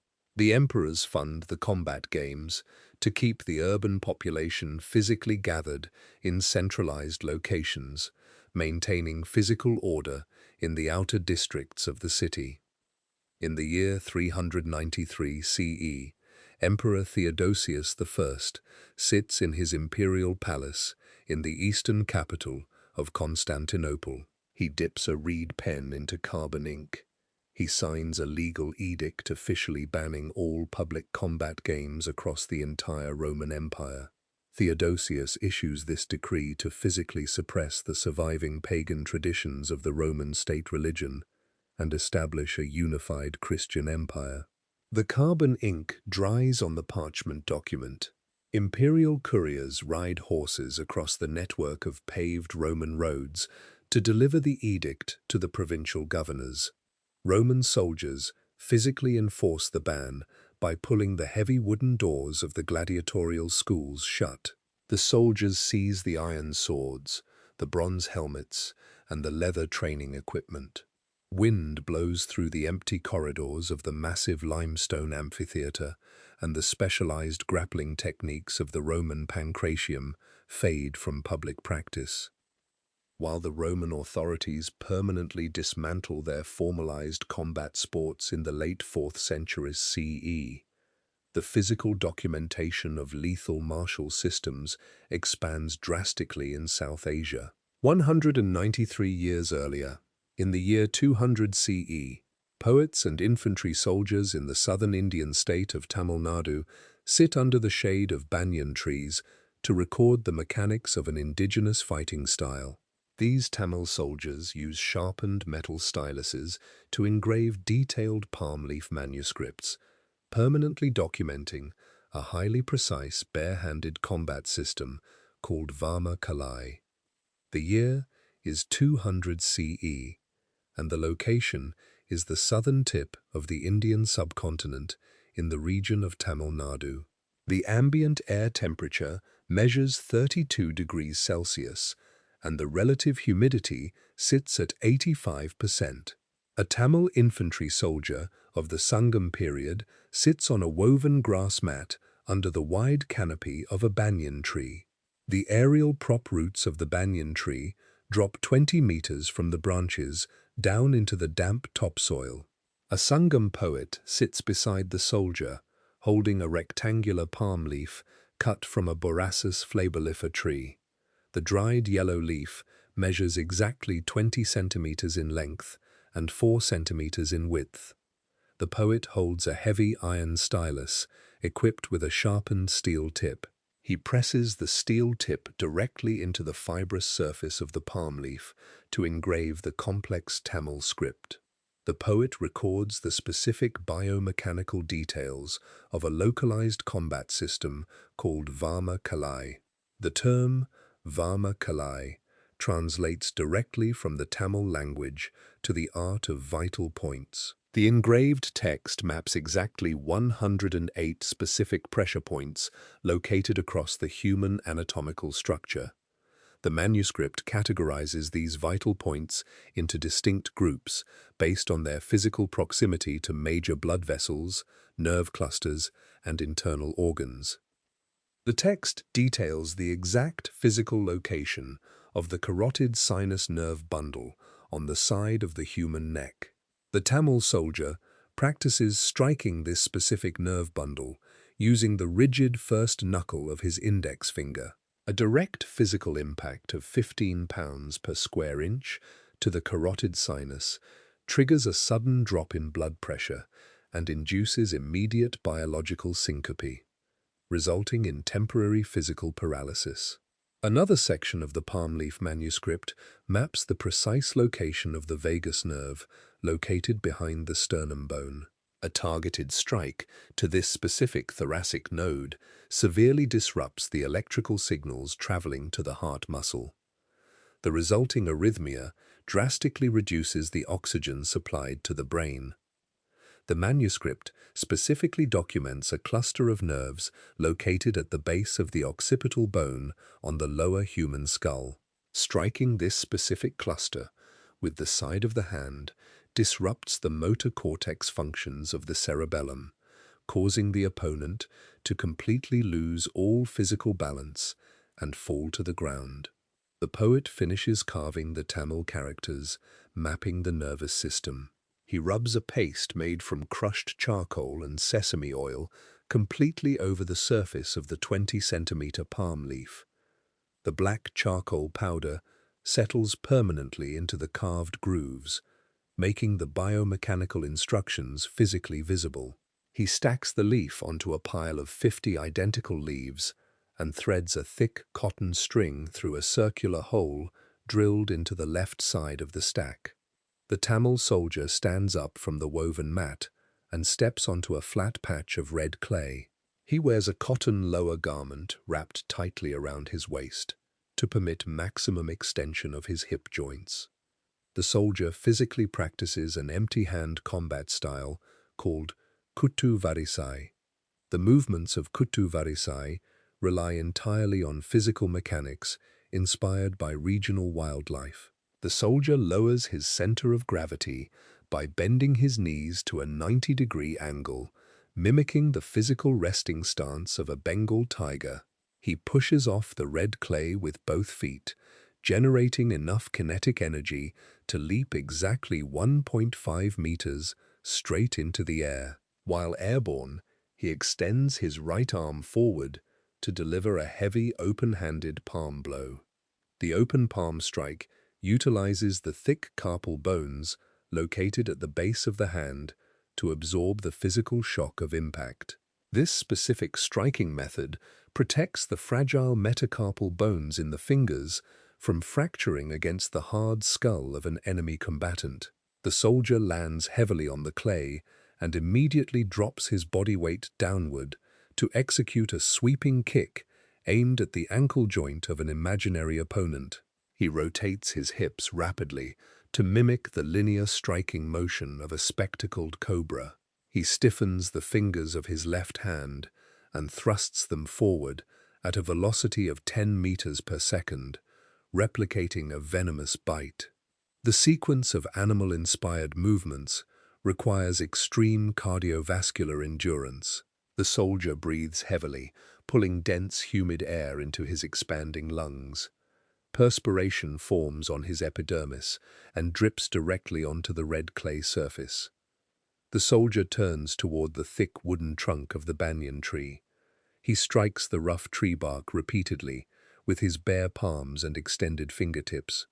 This continuous physical conditioning creates microfractures in the bones of his hands. The biological system responds to this physical trauma by depositing dense layers of calcium over the fractures, permanently hardening the skeletal structure of his fingers and wrists over several years of daily training.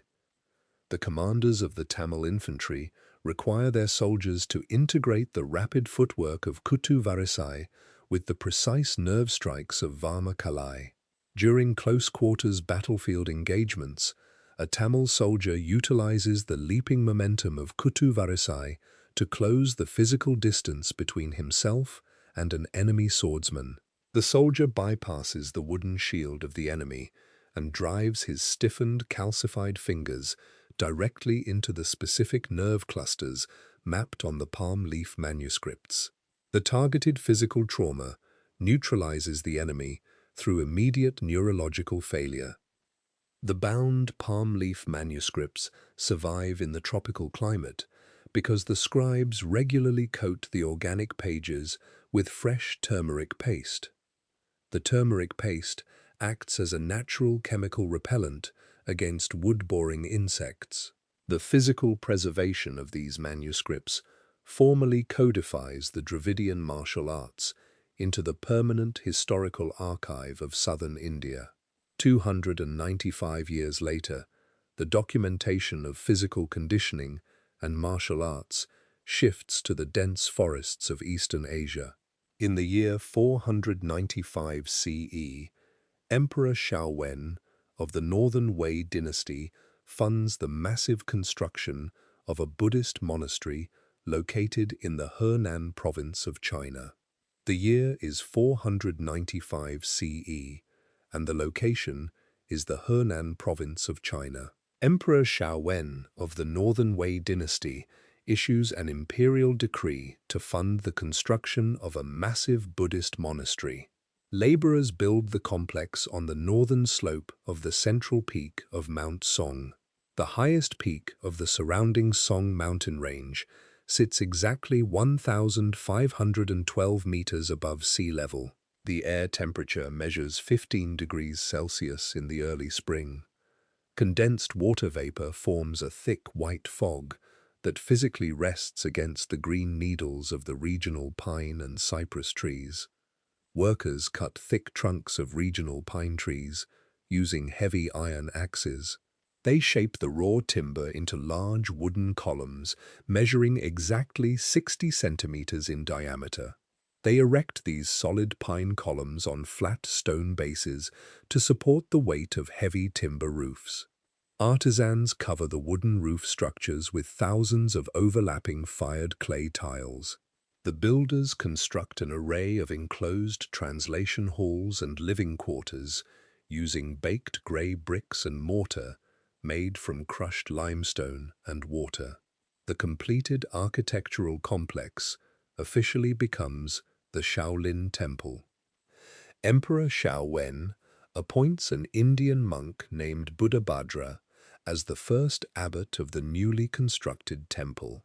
The local Chinese population translates the Sanskrit name Buddhabhadra into the Mandarin word Batuo. Batuo establishes a formal translation center inside the main brick hall of the complex. The monks sit on flat mats woven from dried river reeds, placed directly on the cold stone floor. They translate imported Sanskrit Buddhist texts into the written Chinese language. The monks utilize writing brushes made from bundled rabbit hair, inserted into hollow bamboo tubes. They dip the rabbit hair into ink manufactured by mixing pine soot with animal glue and water. The black soot bonds permanently with the fibers of paper manufactured from mashed hemp plants and mulberry bark. The hemp paper sheets measure exactly 40 centimeters in width and feature a rough, fibrous texture. The translation process requires the monks to maintain a static, seated posture with crossed legs for exactly 12 consecutive hours each day. They read the palm leaf manuscripts brought from India and write the Chinese characters in straight vertical columns. The prolonged physical immobility causes venous blood to pool in the lower extremities of the seated monks. The lack of physical joint articulation creates severe muscle atrophy in their quadriceps and hamstrings. The sustained downward pull of gravity causes acute spinal compression in their lumbar vertebrae. To counteract the extreme biological fatigue of these marathon meditation and translation sessions, Batuo institutes a required regimen of rigorous physical exercises. The monks walk out of the translation halls and step onto the paved stone courtyards of the temple complex. They stretch their hamstring muscles by extending their legs straight forward and touching their foreheads directly to their kneecaps. They perform continuous deep squats, lowering their hips completely below their knees. This mechanical action forces oxygenated blood back up through their femoral arteries and into their torsos. They rotate their shoulders in wide, continuous circles to relieve the mechanical tension built up in their trapezius muscles.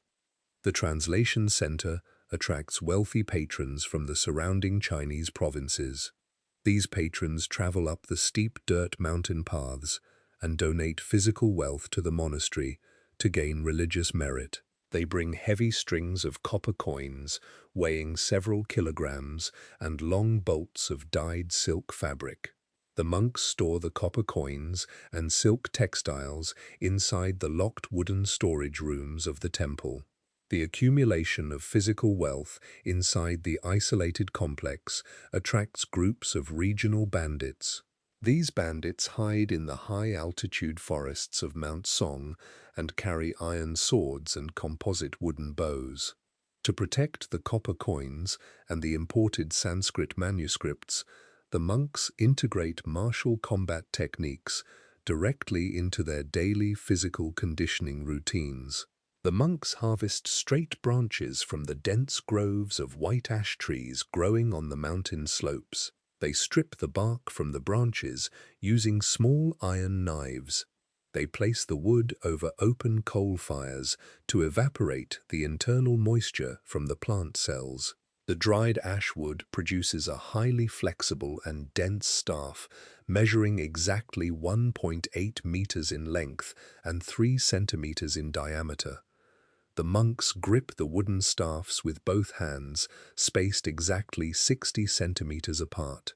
They step their feet into deep stances, bending their front knees to a 90-degree angle to lower their center of gravity before striking. They practice thrusting the rounded ends of the staffs directly forward at a measured velocity of 15 meters per second. They swing the heavy ash wood in wide lateral arcs, generating enough kinetic energy to fracture human bone upon physical impact. The monks aim the wooden ends at the specific anatomical height of a human knee joint and a human collarbone. The physical friction generated by the sliding wood creates thick layers of calloused skin across the palms and fingers of the monks.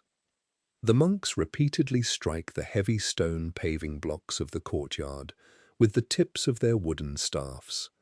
The continuous impact of the hard ash wood creates hundreds of small circular indentations in the stone surface over several decades of daily practice. The monks perform these staff routines simultaneously in organized horizontal rows, synchronizing their physical movements to the rhythmic beating of a large bronze temple bell. These intense physical conditioning routines and defensive staff techniques form the precise mechanical foundation for the combat system known as Shaolin Kung Fu. The structured combination of physical exertion, weapon practice, and seated meditation continues unchanged at the mountain temple for exactly 32 years. The physical conditioning creates highly muscular physiques among the translating monks, while their defensive tactics successfully repel the regional bandits. In the year 527 CE, a traveling Indian monk named Bodhidharma walks up the stone steps of Mount Song to introduce a specific set of deep breathing exercises designed to maximize the explosive mechanical power of the monks. The year is 527 CE, and the location is Mount Song in the Henan province of China. A Buddhist monk named Bodhidharma walks up the steep dirt trails of the northern mountain slope.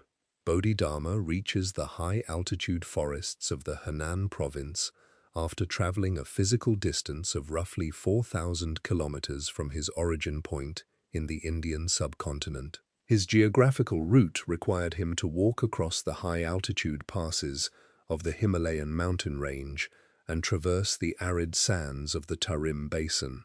He crossed the rushing currents of the Yangtze River, traversing a channel of water measuring exactly 1 kilometer wide at the crossing point. He wears a heavy cotton robe dyed in a dark yellow pigment, and his bare feet possess thick layers of calloused skin from the prolonged physical friction against the rocky earth. Bodhidharma walks past the baked gray brick walls of the Shaolin Temple and approaches a natural limestone cave located near the upper peak of the mountain. The ambient air temperature inside the cave measures exactly 12 degrees Celsius. Condensation drips continuously from the calcium carbonate stalactites on the ceiling, creating small pools of mineral-rich water on the solid rock floor. Bodhidharma enters the cave and sits directly on the cold limestone ground. He positions his physical body exactly 1 meter away from the flat rear wall of the enclosure. He crosses his lower legs, straightens his lumbar spine, and keeps his physical gaze directed entirely at the grey stone wall. Bodhidharma maintains this exact seated posture for 9 consecutive years. He consumes a daily diet consisting entirely of wild mountain berries and the cold spring water gathered from the rock pools. The constant daily exhalation of warm, moist carbon dioxide from his lungs over the 9-year period triggers a chemical reaction on the limestone surface directly in front of his face, leaving a dark, permanent physical stain on the grey rock. Following his 9-year period of deep physical isolation, Bodhidharma returns to the main brick halls of the Shaolin Temple. According to Chinese historical texts, known as the Transmission of the Lamp, Bodhidharma introduces a specific set of physical breathing exercises to the resident monks. The Chinese monks translate the formal name of this exercise system into the phrase, the Muscle Tendon Change Classic. The system contains exactly 12 distinct physical postures designed to oxygenate the human blood and increase the explosive mechanical power of the body. The monks practice these 12 postures on the paved stone courtyards of the temple. The first posture requires the monk to stand with his feet spaced exactly 40 centimeters apart. He inhales a large volume of ambient air through his nasal passages, completely expanding his diaphragm muscle and filling the lower lobes of his lungs with oxygen. The monk holds the inhaled oxygen inside his lungs for exactly 5 seconds. He exhales forcefully through clenched teeth. This specific rhythmic breathing pattern drastically increases the concentration of oxygen molecules dissolved within the human bloodstream. The oxygen-rich blood travels through the vascular system and flows directly into the dense muscle tissues of the arms and legs. The surplus oxygen allows the mitochondria inside the muscle cells to produce adenosine triphosphate at an accelerated biological rate. Another posture in the series requires the monk to raise both hands straight above his skull while standing completely on the tips of his toes. This specific physical stance elongates the Achilles tendon and applies severe mechanical strain to the gastrocnemius muscles in the calves. The monks maintain the position until lactic acid accumulates heavily in the muscle tissue, causing involuntary physical tremors in the lower extremities. Another posture requires the monk to push his palms forward while pulling his shoulder blades tightly together. This action stretches the anterior deltoid muscles and expands the rib cage to its maximum skeletal capacity. The prolonged static tension thickens the collagen fibers located inside the tendons, permanently increasing the structural durability of the joints. The Shaolin monks integrate Bodhidharma's breathing exercises directly into their daily martial training regimens. They apply the oxygenation techniques to their bare-handed strikes and their defensive spear thrusts. The new combat system relies entirely on generating kinetic force from the body's center of mass. A monk initiates a forward punch by pressing the ball of his rear foot firmly into the paved stone courtyard. The physical friction against the stone anchors the lower limb. The monk rotates his pelvic bone rapidly forward. The rotational force travels upward through the abdominal muscles, crosses the thoracic spine, and enters the pectoral muscles. The mechanical energy transfers completely down the length of the extended arm, moving from the shoulder joint through the elbow and into the clenched fist. This sequential transfer of physical force through the interconnected skeletal and muscular systems constitutes a complete kinetic chain. The monk accelerates his fist to a velocity of 12 meters per second. The fist strikes a solid wooden training post planted in the dirt. The impact transfers exactly 2,000 newtons of force directly into the dense grain of the wood, causing the thick post to vibrate heavily. The monks condition their knuckles by continuously striking heavy canvas bags filled with solid iron beads. The repetitive physical impacts create microfractures in their metacarpal bones. The biological system deposits dense layers of calcium over these fractures, permanently hardening the skeletal structure of the hands over years of daily practice. The monks apply these same rotational mechanics to their weapons training. They attach sharpened steel spearheads measuring exactly 20 centimeters long to flexible wooden shafts carved from white ash. The monks step forward and thrust the steel spearheads into thick bundles of tightly bound bamboo stalks. The sharp metal edges slice completely through the dense cellulose fibers of the bamboo. The rhythmic breathing techniques developed by Bodhidharma regulate the heart rates of the monks, keeping their pulses steady at 60 beats per minute even during this extreme physical exertion. The combination of heavy structural tendon conditioning and precise rotational biomechanics elevates the martial capabilities of the Shaolin Temple. The deep physical breathing techniques of the traveling monk remain a central component of Chinese martial arts for the next 15 centuries. The historical timeline shifts backward, geographically, to the southwestern coast of the Indian subcontinent to follow the continued physical evolution of structured combat systems.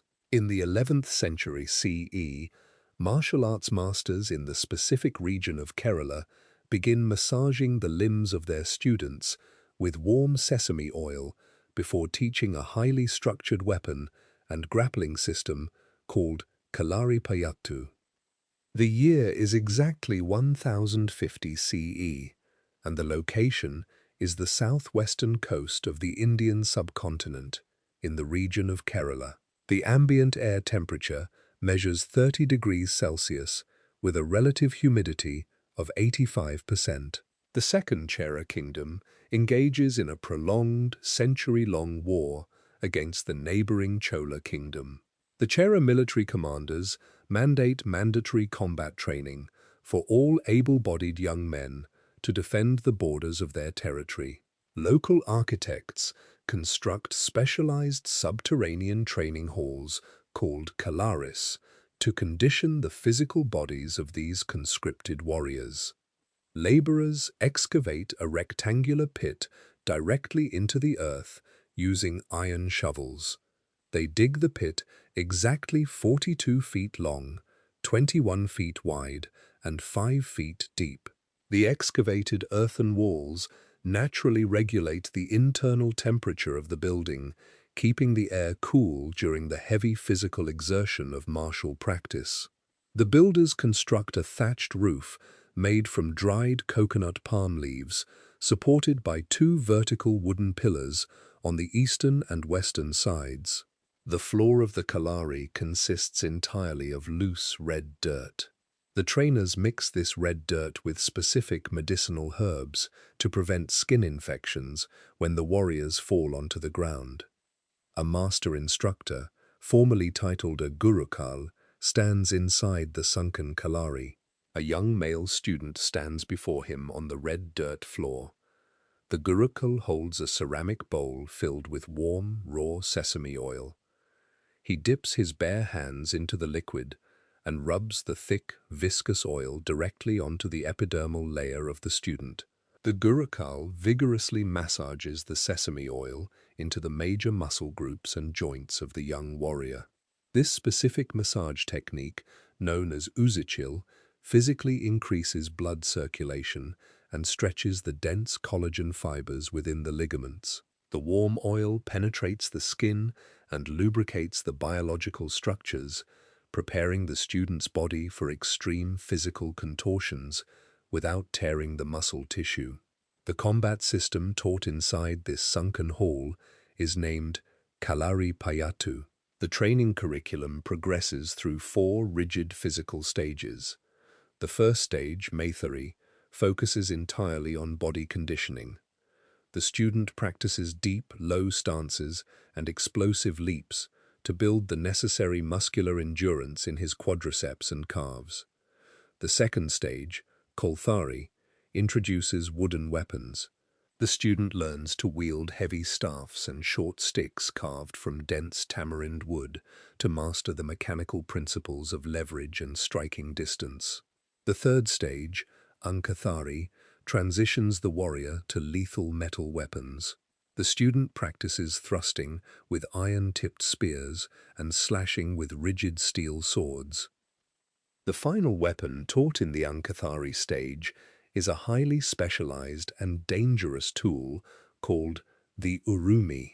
The urumi consists of a wooden hilt equipped with a solid brass knuckle guard attached directly to a flexible, double-edged steel blade. The steel blade measures exactly 1.67 meters in length and 2.5 centimeters in width.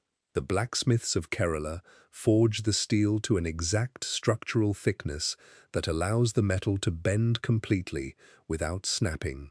This extreme flexibility transforms the sword into a lethal, bladed whip. The student grips the wooden hilt and swings the urumi in continuous, wide circular arcs around his physical body. The continuous swinging motion generates extreme centrifugal force. The flexible steel blade slices rapidly through the humid air, creating a high-pitched acoustic whistle. The constant circular rotation creates a defensive geometric sphere of moving steel around the practitioner. A warrior, wielding an urumi, utilizes this specific rotational mechanic to successfully engage multiple opponents simultaneously on the battlefield. The extreme flexibility of the blade allows the steel to wrap physically around the wooden shields of enemy combatants, delivering fatal lacerations to the unprotected flesh positioned behind the shields. Wielding the urumi requires absolute biomechanical precision to avoid catastrophic self-injury. The student must perfectly time the rotation of his hips, shoulders, and wrists to maintain the outward trajectory of the sharp steel. A slight miscalculation in momentum causes the flexible blade to snap back and severely lacerate the legs or torso of the wielder. The Gurukul monitors the student closely, enforcing rigid physical discipline to ensure the safe execution of the spinning techniques. The final stage of Kalaripayattu training is Verum Kai, the mastery of completely unarmed combat.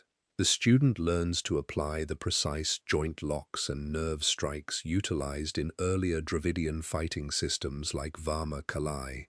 The student learns to target the specific pressure points of an armed opponent, disarming the enemy through immediate neurological disruption. When a student suffers a physical injury during this intense training, the Gurukul applies a specialized herbal bandage directly to the wound.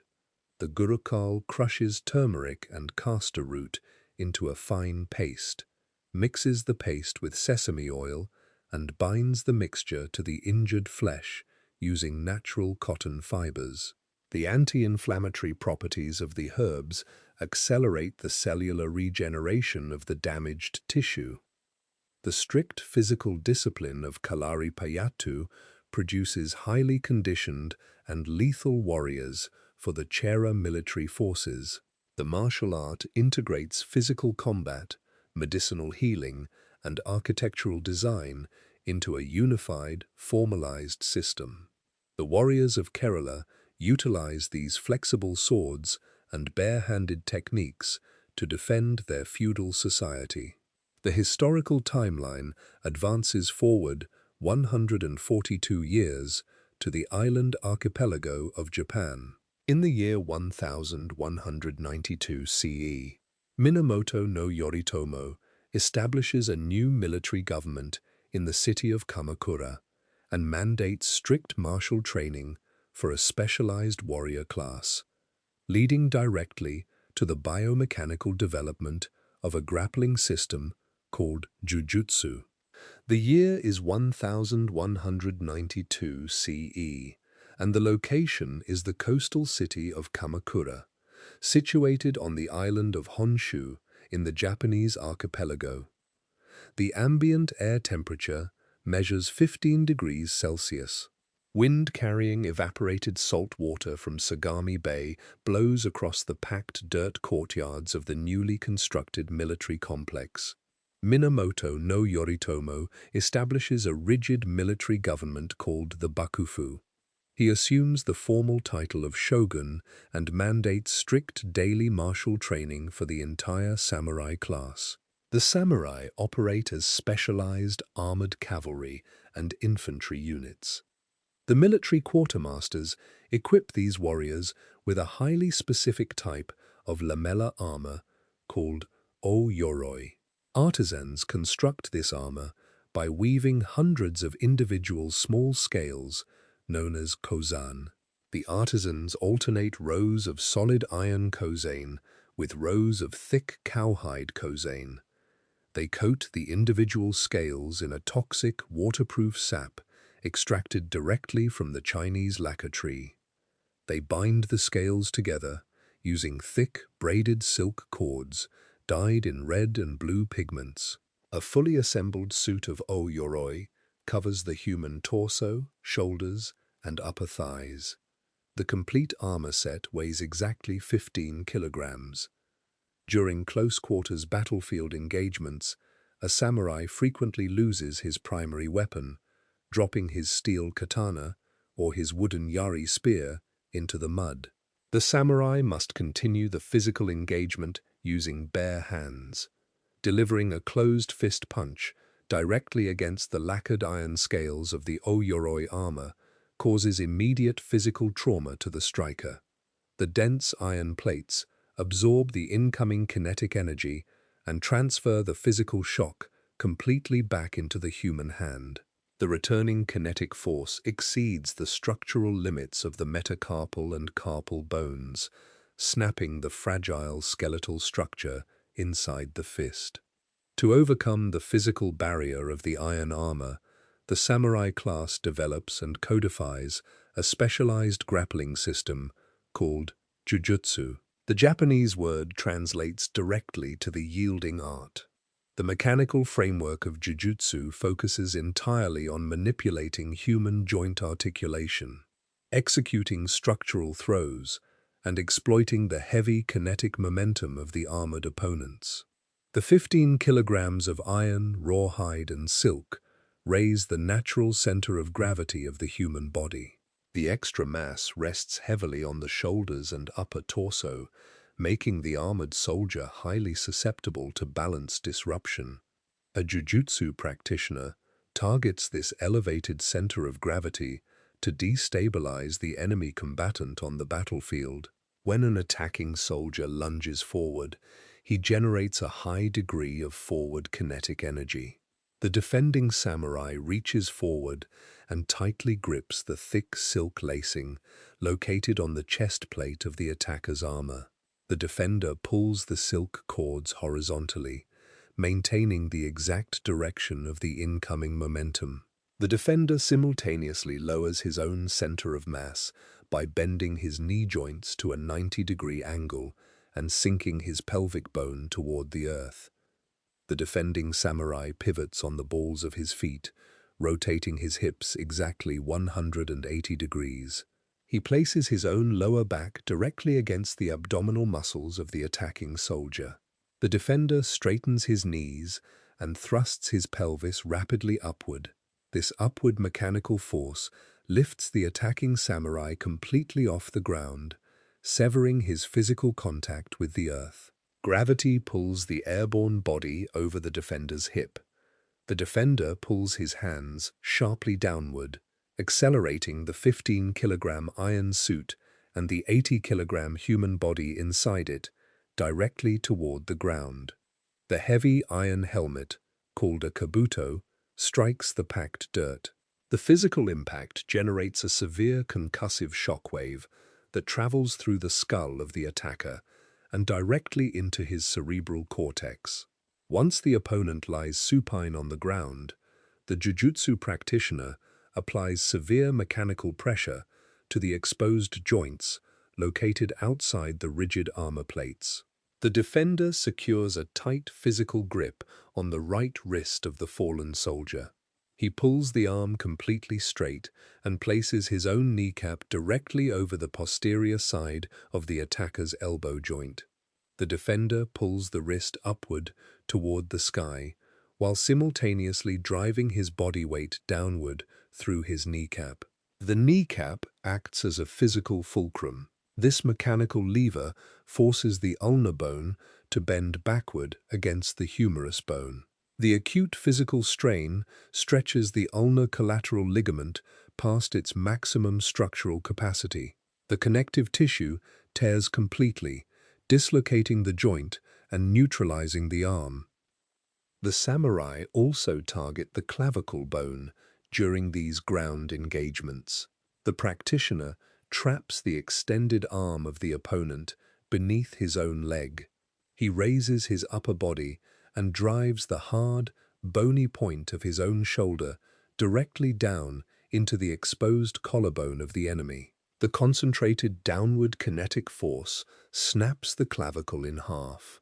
The bone fracture immediately paralyzes the shoulder girdle, completely disabling the opponent's physical ability to raise a weapon. The samurai practice these specific joint locks and structural throws inside specialized wooden training halls known as dojos.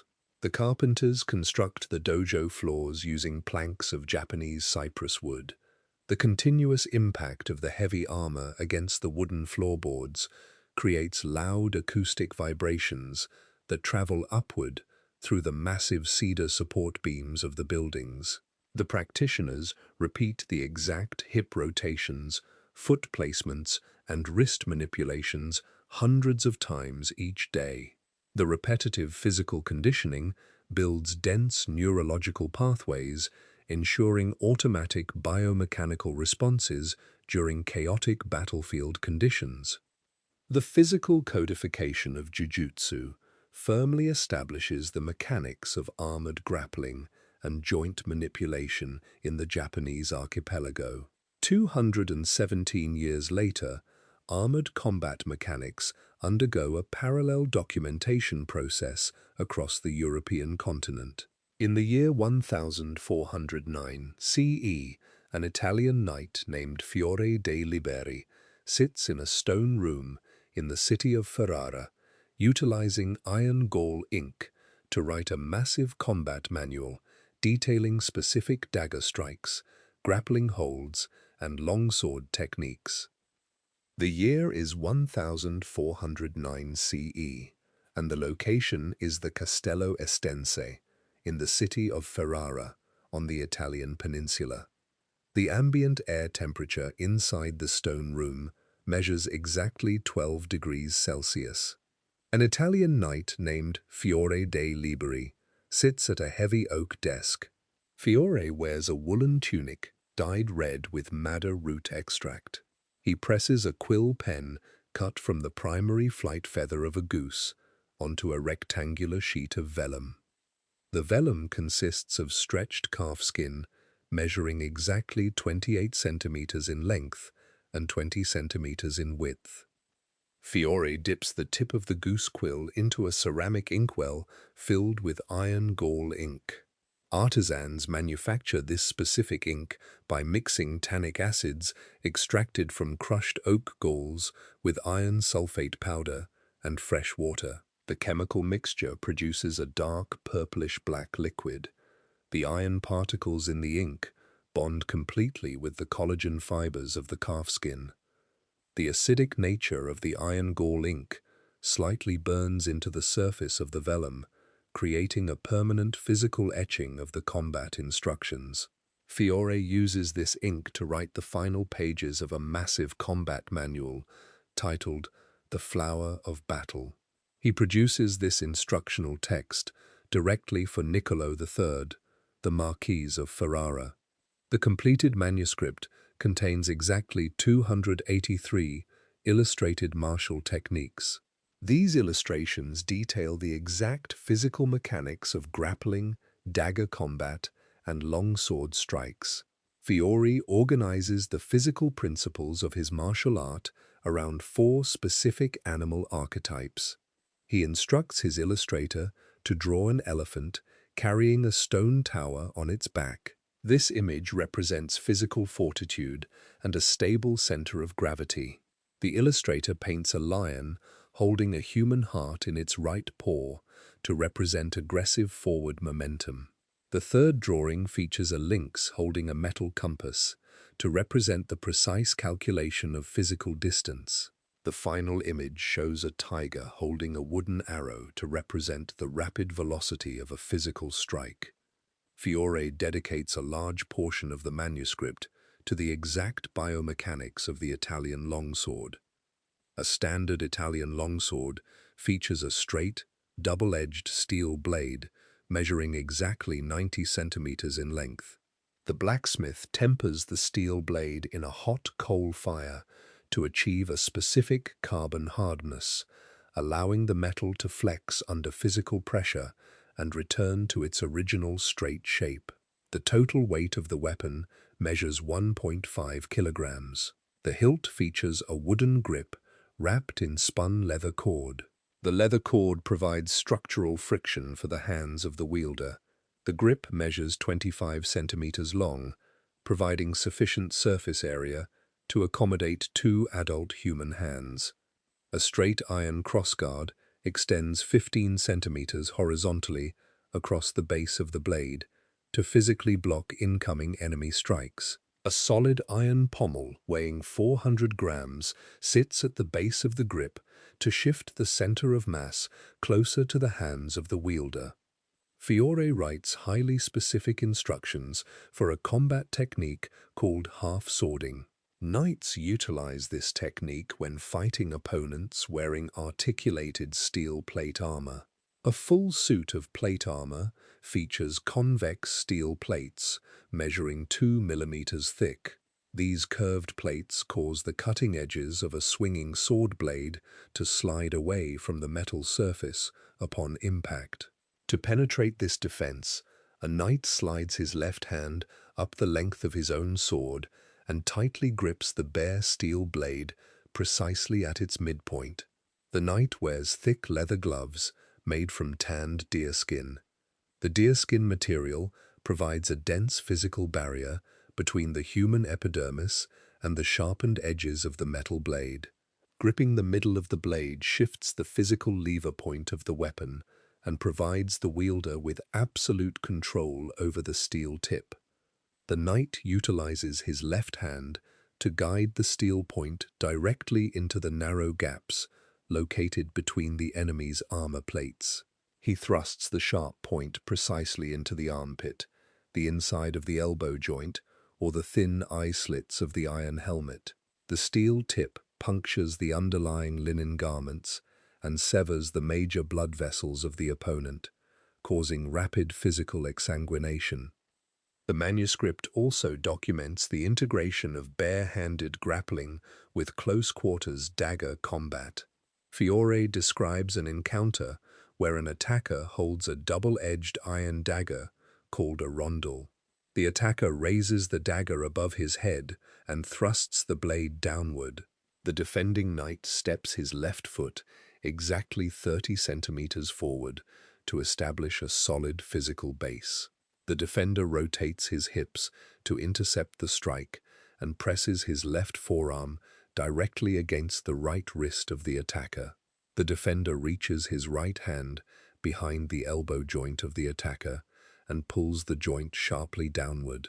This mechanical lever locks the skeletal structure of the arm and applies extreme physical pressure to the ligaments.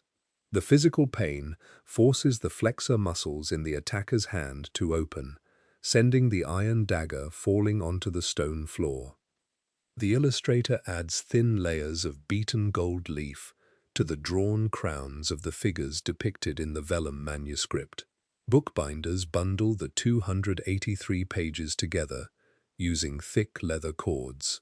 They attach the bound pages to heavy covers carved from solid beech wood. The physical preservation of the flower of battle solidifies the European martial arts system into a structured, documented science. 68 years later, the codification of bare-handed combat systems shifts geographically to the Ryukyu Kingdom in the Pacific Ocean. In the year 1477 CE, King Shoshin issues a royal decree seizing all bladed weapons across the island of Okinawa, prompting the local citizens to develop a lethal empty-handed fighting system called Te. The year is 1477 CE, and the location is the island of Okinawa in the Ryukyu Kingdom. The island of Okinawa measures exactly 112 kilometers in length and sits directly in the saltwater of the East China Sea.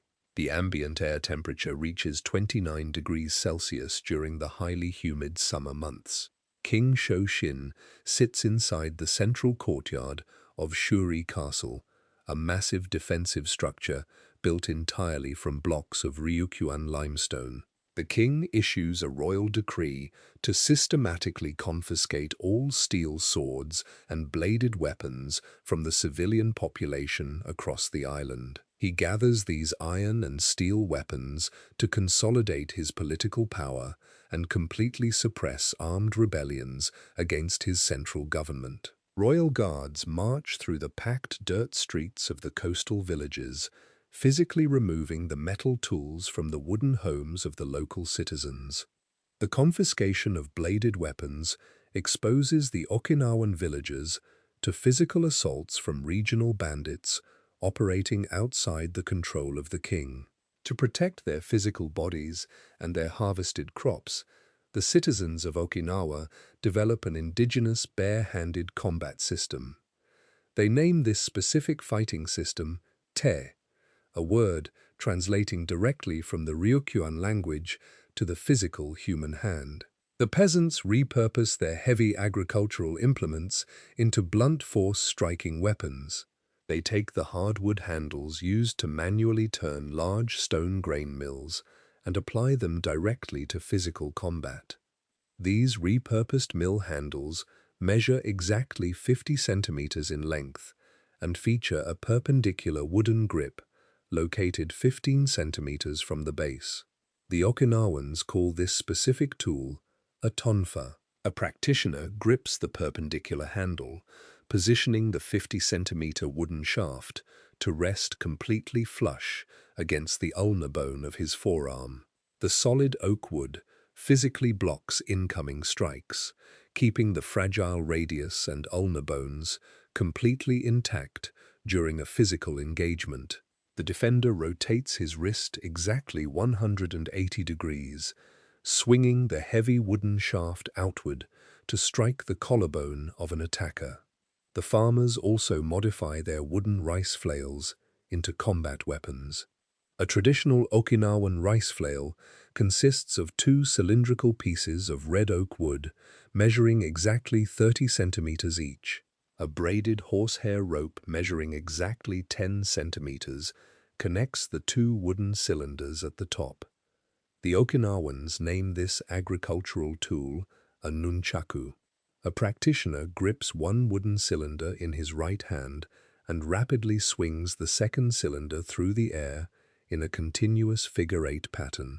The rotational momentum accelerates the free-swinging wood to a massive velocity, generating enough kinetic energy to shatter human cranial bones and snap the iron blades of bandit swords upon impact.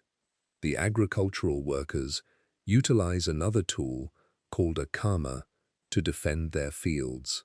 The kama features a straight wooden handle measuring 40 centimeters long with a curved steel blade attached at a 90-degree angle to the top.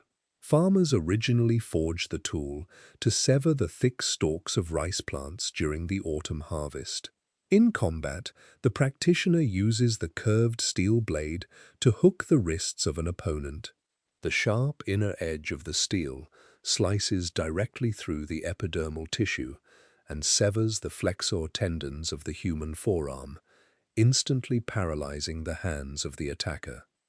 The villagers practice the completely unarmed components of te by striking rigid targets to harden their skeletal structures. A practitioner drives a thick wooden post directly into the packed earth of an outdoor courtyard. The post consists of solid pine wood, measuring exactly 1.5 meters tall. The practitioner wraps the top 30 centimeters of the pine post in thick bundles of dried rice straw. The Okinawans call this specific training device a makiwara. An Okinawan martial artist stands exactly 60 centimeters away from the makiwara. He lowers his center of gravity by bending his knees to a 45-degree angle. He aligns his hips, shoulders, and elbows to form a direct kinetic chain. He thrusts his right fist directly into the dried rice straw. The rough texture of the straw creates heavy physical friction against the epidermis, covering his primary knuckles. The impact transfers the kinetic energy directly from his fist into the flexible pine post. The pine wood bends backward exactly 5 centimeters before snapping forward to return the kinetic energy directly into the bones of the human hand. The practitioner repeats this exact physical strike 500 times each day. The continuous kinetic impacts create microfractures inside the trabecular tissue of the second and third metacarpal bones. The human biological system responds to the repeated trauma by deploying osteoblast cells to the site of the injury. These cells deposit heavy layers of calcium directly over the microscopic bone cracks. Over a period of 5 years, the calcium buildup permanently thickens the metacarpals, creating a dense physical mass of bone capable of withstanding extreme striking force. A highly conditioned practitioner executes a forward punch, generating massive kinetic power. He snaps his hips forward and extends his right arm, accelerating his fist to a recorded velocity of 14 meters per second at the exact point of impact. The heavily calcified knuckles strike the sternum of an opponent, transferring enough mechanical force to crack the rib bones and compress the underlying heart muscle. The strict physical repetition of these movements eventually evolves into a highly systematized martial art. Centuries later, Japanese mainland practitioners adopt these precise Okinawan techniques and rename the system karate, translating directly to empty hand. The physical codification of hidden combat systems expands simultaneously across the globe to the continent of South America. 213 years later, in the year 1690 CE, an African resistance leader named Zumbi dos Palmares defends his independent settlement in the dense jungles of Pernambuco, Brazil, using a lethal martial art disguised carefully as a rhythmic dance called capoeira. The year is 1690 CE, and the location is the dense tropical jungle of Pernambuco, situated in the northeastern region of Brazil. The ambient air temperature measures 31 degrees Celsius, and the relative humidity holds steady at 90%. Zumbi dos Palmares stands inside a fortified settlement named the Quilombo dos Palmares. This specific settlement consists of mud brick houses with thatched palm roofs built upon the high ridges of the Serra da Barriga mountain range. Zumbi commands a population of exactly 20,000 escaped African slaves. These residents live completely outside the physical control of the Portuguese colonial empire. They construct tall wooden palisades made from sharpened palm trunks to physically block Portuguese military incursions. The residents of the Quilombo practice a highly specialized martial art called capoeira to physically defend their territory against the iron swords and lead musket balls of the Portuguese soldiers. The practitioners of capoeira perform their combat training on the packed red clay of the settlement courtyards. They arrange their physical bodies into a tight circle called a rhoda, measuring exactly 4 meters in diameter. They disguise the lethal physical mechanics of their fighting system as a rhythmic dance to conceal the combat training from any Portuguese scouts navigating the surrounding jungle. A musician sits on a carved wooden stool at the edge of the rhoda, holding an instrument called a berimbau. The berimbau consists of a flexible berimbau wood bow, measuring exactly 1.5 meters in length. A single steel wire, extracted directly from the interior of discarded Portuguese wagon wheels, connects the two ends of the wooden bow. A hollowed gourd called a cabaca attaches directly to the bottom of the wood to act as a physical acoustic resonator. The musician strikes the tense steel wire with a thin wooden stick measuring 30 centimeters long. The physical impact generates a continuous rhythmic vibration. The musician holds a flat copper coin against the steel wire to physically alter the acoustic frequency of the notes. He holds a woven reed basket called a caxixi, filled with dried plant seeds, in his striking hand, adding a sharp rattling sound to the acoustic baseline. Two capoeira practitioners step inside the 4-meter circle. They synchronize their physical movements entirely to the acoustic beat of the berimbau. They perform a continuous baseline movement called the ginga. The ginga requires the practitioner to keep his feet shoulder-width apart and continuously step one leg backward at a 45-degree angle. The practitioner shifts his center of mass constantly between his left and right foot. This continuous lateral swaying motion keeps the quadriceps and calf muscles constantly engaged in a state of dynamic tension. The continuous movement prevents the human body from resting in a static target position. During a physical engagement, a capoeira practitioner utilizes his hands entirely for ground support and his heavy legs exclusively for striking. The practitioner drops his upper torso directly toward the red clay. He places both of his calloused palms flat onto the soil. This physical action transfers his upper body weight entirely into his arms and shifts his center of gravity downward. He executes a specific technique called the meia lua de compasso. The practitioner plants his hands and swings his right leg backward and upward in a wide semicircular arc. The dense calcaneus bone of the human heel accelerates through the humid air. The spinning heel kick travels at a velocity of 15 meters per second. The physical impact of the heel generates exactly 1,000 newtons of rotational force. This specific amount of kinetic energy fractures the mandible bone of a human skull upon direct contact. The practitioner also executes low ground sweeps called rasteiras. When an opponent lunges forward, the capoeira fighter evades the strike by dropping into a deep crouch. He extends his right leg parallel to the ground and hooks his instep completely around the ankle of the attacker.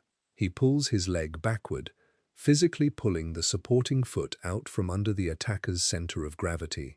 The sudden loss of structural support forces the attacker to fall heavily onto the hard clay. Zumbi dos Palmares leads his trained capoeira fighters in physical engagements against the Portuguese colonial soldiers. The dense vegetation of the Serra da Barriga prevents the Portuguese infantry from forming traditional linear firing lines. The soldiers carry smooth-bore matchlock muskets weighing 5 kilograms each. The capoeira fighters utilize their continuous acrobatic evasions to close the physical distance before the soldiers ignite the gunpowder in their firing pans. The fighters drop their hands to the forest floor and deliver inverted kicks directly to the sternums and knee joints of the soldiers. The blunt force trauma shatters the joint cartilage and breaks the rib bones of the Portuguese attackers. The practitioners condition their bodies by repeating these acrobatic movements for hours under the direct heat of the Brazilian sun. The extreme physical exertion forces their sweat glands to secrete heavy volumes of water and sodium, cooling their skin through continuous evaporation. The constant rotation on the rough dirt creates thick layers of hardened keratin on the soles of their bare feet and the palms of their hands. Zumbi maintains the absolute physical independence of the Quilombo dos Palmares for decades, utilizing these specific rotational fighting mechanics. The rhythmic, ground-based combat of capoeira remains completely isolated within the South American jungles for several centuries. The codification of striking sports moves geographically back to the continent of Europe as the timeline advances forward. 53 years later, in the year 1743 CE, an English fighter named Jack Broughton stands inside a designated wooden square in the City of London to draft the first formalized rules of bare-knuckle boxing after dealing a fatal physical blow to an opponent during a public match. The year is 1743 CE, and the location is the City of London on the island of Great Britain. The ambient air temperature measures exactly 12 degrees Celsius. Fine particulate soot from coal fires coats the red clay bricks of a large building located on Oxford Road. Jack Broughton, an English bare-knuckle fighter, sits at a wooden table inside this building. He dips a metal nib pen into a glass inkwell containing black carbon ink. He presses the wet ink onto a sheet of pressed cotton paper to draft the first formalized rules for English bare-knuckle boxing. 2 years earlier, in 1741 CE, Broughton delivered a heavy physical blow to the head of an opponent named George Stephenson during a bare-knuckle match. The kinetic impact of Broughton's bare knuckles ruptured blood vessels inside Stephenson's skull, causing severe intracranial hemorrhaging. Stephenson died from the internal bleeding several weeks after the physical engagement.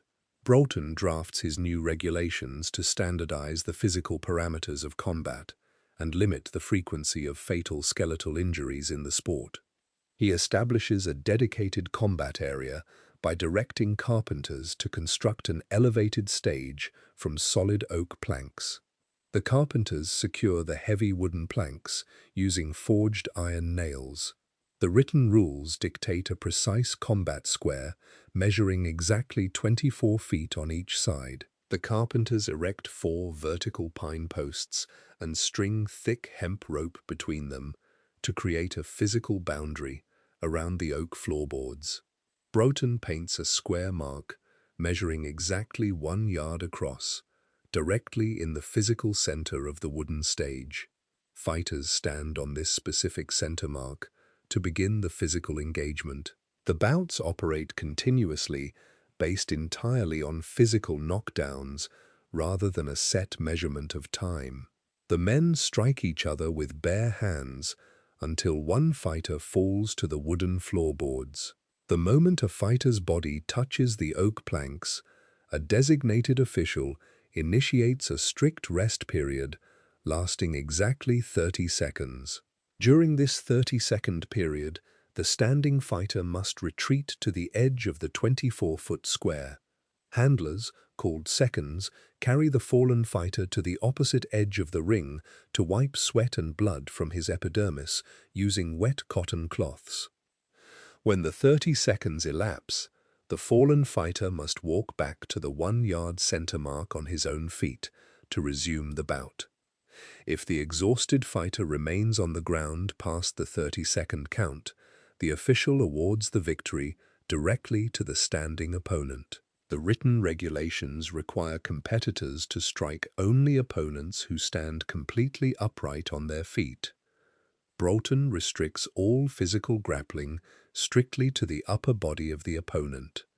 Fighters grip the linen shirts or the exposed necks of their opponents to execute standing hip throws. The official immediately removes any fighter who grabs the legs or the waist of an opponent from the wooden stage, ending the match. To lower the rate of facial lacerations and broken metacarpal bones during daily sparring sessions, Broughton invents specialized hand coverings. He formally names these padded leather coverings mufflers. Cobblers manufacture the mufflers by cutting specific patterns from tanned cowhide and sewing the edges together with thick linen thread. The cobblers stuff the interior cavities of the cowhide with sheared sheep's wool. The compressed wool absorbs the incoming kinetic energy of a punch, physically buffering the impact against the zygomatic and nasal bones of the training partner. Broughton utilizes his heavy striking mechanics and his spatial awareness within the 24-foot ring to secure the English Heavyweight Championship title. He holds this specific championship title for exactly 11 consecutive years, defeating multiple challengers on the Oak stage. Promoters across Great Britain distribute printed copies of Broughton's rules to regulate physical prize fights for the next 95 years. The geographical focus of martial codification shifts from the wooden boxing stages of London to the stone courtyards of East Asia as the timeline advances. 107 years later, in the year 1850 CE, a martial arts instructor named Yang Luchan travels to the city of Beijing, China. Yang Luchan teaches a continuously flowing combat system called Tai Chi Chuan directly to the imperial guards of the Qing dynasty. The year is 1850 CE, and the location is the city of Beijing within the borders of the Qing Empire. The ambient air temperature in the imperial courtyards measures exactly 10 degrees Celsius. A martial arts instructor named Yang Luchan stands on the flat, grey paving stones of the Forbidden City. Yang Luchan wears a cotton tunic dyed with indigo plant extract. The long sleeves of the tunic extend entirely to his wrists. He serves as the primary hand-to-hand combat instructor for the imperial guards of the Qing dynasty. Yang teaches a specific combat system named Tai Chi Chuan. He demonstrates a continuously flowing sequence of physical movements to the assembled guardsmen. He performs these complex physical forms at a slow, continuous pace, taking exactly 20 minutes to complete a single sequence of 108 specific postures. The slow execution speed allows him to perfectly align the bones of his skeletal structure and balance his center of mass directly over his feet. The foundational physical stance of the system requires the practitioner to place exactly 70% of his total body weight entirely onto his rear leg. The front leg supports the remaining 30% of the physical weight. This specific weight distribution permits the practitioner to lift his front foot instantly, to execute rapid kicks, or evade incoming foot sweeps while maintaining his exact hip alignment. Yang bends his rear knee to a 45-degree angle, lowering his center of gravity directly toward the grey stones. The guardsmen assemble in the courtyard precisely at dawn. They wear standard military uniforms consisting of thick cotton trousers and tall leather boots, featuring flat wooden soles.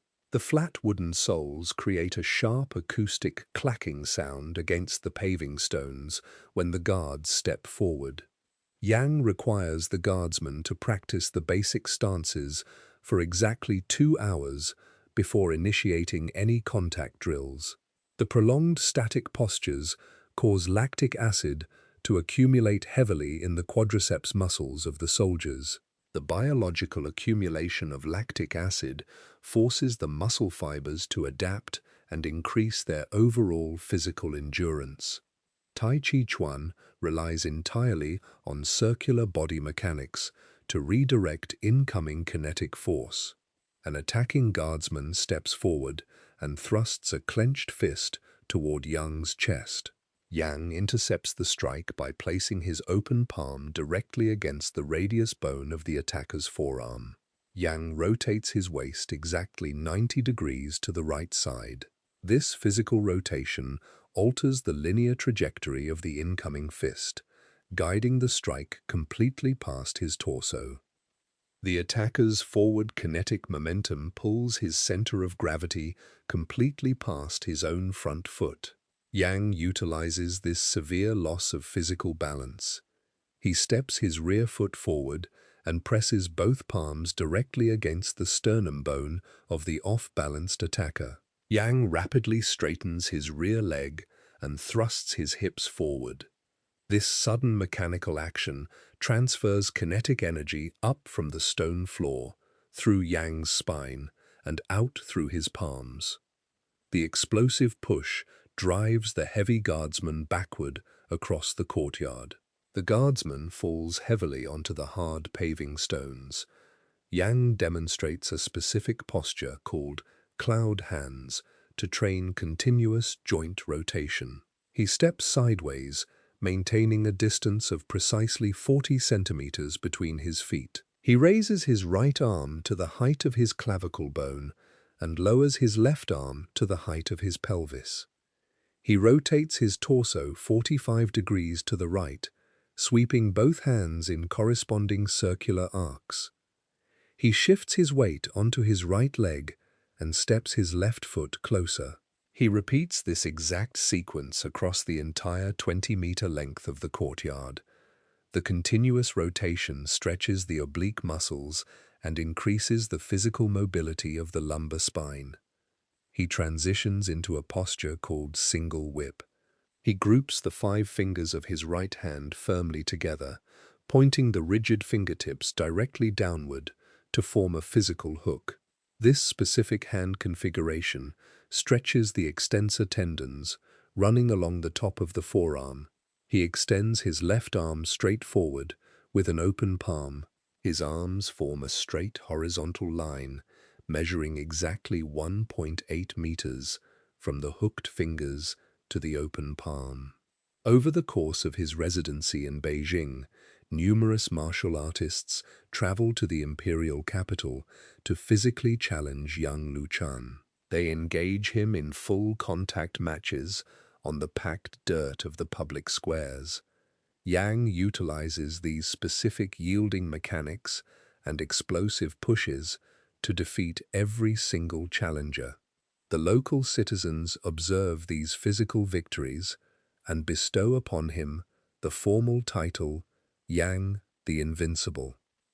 Yang trains his students using a physical exercise called pushing hands. 2 practitioners stand facing each other and connect the outer surfaces of their forearms. They maintain continuous physical contact while shifting their body weight from the rear leg to the front leg. They attempt to physically unbalance each other, utilizing exclusively circular deflections and mechanical leverage. This continuous tactile practice develops highly sensitive mechanoreceptors in their epidermis. The mechanoreceptors detect minute shifts in the muscle tension and skeletal alignment of the opponent. The practitioners synchronize their physical movements with deep diaphragmatic breathing. They inhale large volumes of air through their nasal passages, completely expanding their lower abdominal muscles. They exhale slowly through parted lips as they execute a physical push. The continuous deep breathing lowers their resting heart rates to exactly 60 beats per minute and supplies highly oxygenated blood to the working muscle fibers. The slow, repetitive physical motions naturally thicken the synovial fluid inside the knee and shoulder joints, actively reducing skeletal friction during combat. Yang Luchan teaches this specific system directly to his sons. They formalize the exact physical movements into the Yang style of Tai Chi Chuan. The family documents the precise angles of the joints and the exact placement of the feet on paper scrolls using carbon ink. The written scrolls preserve the mechanical blueprints of the internal striking system for future generations of practitioners across the Asian continent. The geographical center of martial codification shifts westward to the continent of Europe. 17 years later, in the year 1867 CE, a Scottish nobleman named John Douglas, the ninth Marquess of Queensberry, publicly endorses a new set of formal regulations in London, England, permanently altering the physical mechanics of competitive boxing. The year is 1867 CE, and the location is the City of London on the island of Great Britain. The ambient air temperature measures exactly 14 degrees Celsius. Fine particulate soot from coal fires coats the red clay bricks of the Amateur Athletic Club headquarters. John Douglas, the ninth Marquess of Queensberry, sits at a polished mahogany desk inside the building. A Welsh sportsman named John Graham Chambers hands a printed paper document to Douglas. The document consists of pressed wood pulp and features black ink printed from a mechanical lead press. The text outlines 12 specific regulations designed to standardize the physical mechanics of competitive boxing. Douglas writes his signature at the bottom of the document using liquid iron gall ink. He publicly endorses the regulations, permanently attaching his aristocratic title to the printed text. The public press circulates the document across the British Empire under the title of the Marquess of Queensberry Rules. The first printed regulation mandates the mandatory use of padded leather gloves in all professional physical engagements. Cobblers construct these specific gloves using tanned cowhide. The cobblers soak the raw cowhide in vegetable tannins for exactly 3 weeks to preserve the organic material and prevent the leather from rotting. They sew 2 layers of the tanned cowhide together using thick cotton thread and fill the interior cavity with exactly 8 ounces of curled horsehair. The curled horsehair acts as a physical shock absorber. When a fighter strikes his opponent, the horsehair compresses inside the leather shell. This physical compression slows the transfer of kinetic energy, directly preventing the fragile metacarpal bones of the human hand from fracturing against the dense parietal bone of the human skull. The thick leather construction completely covers the fingers of the fighters.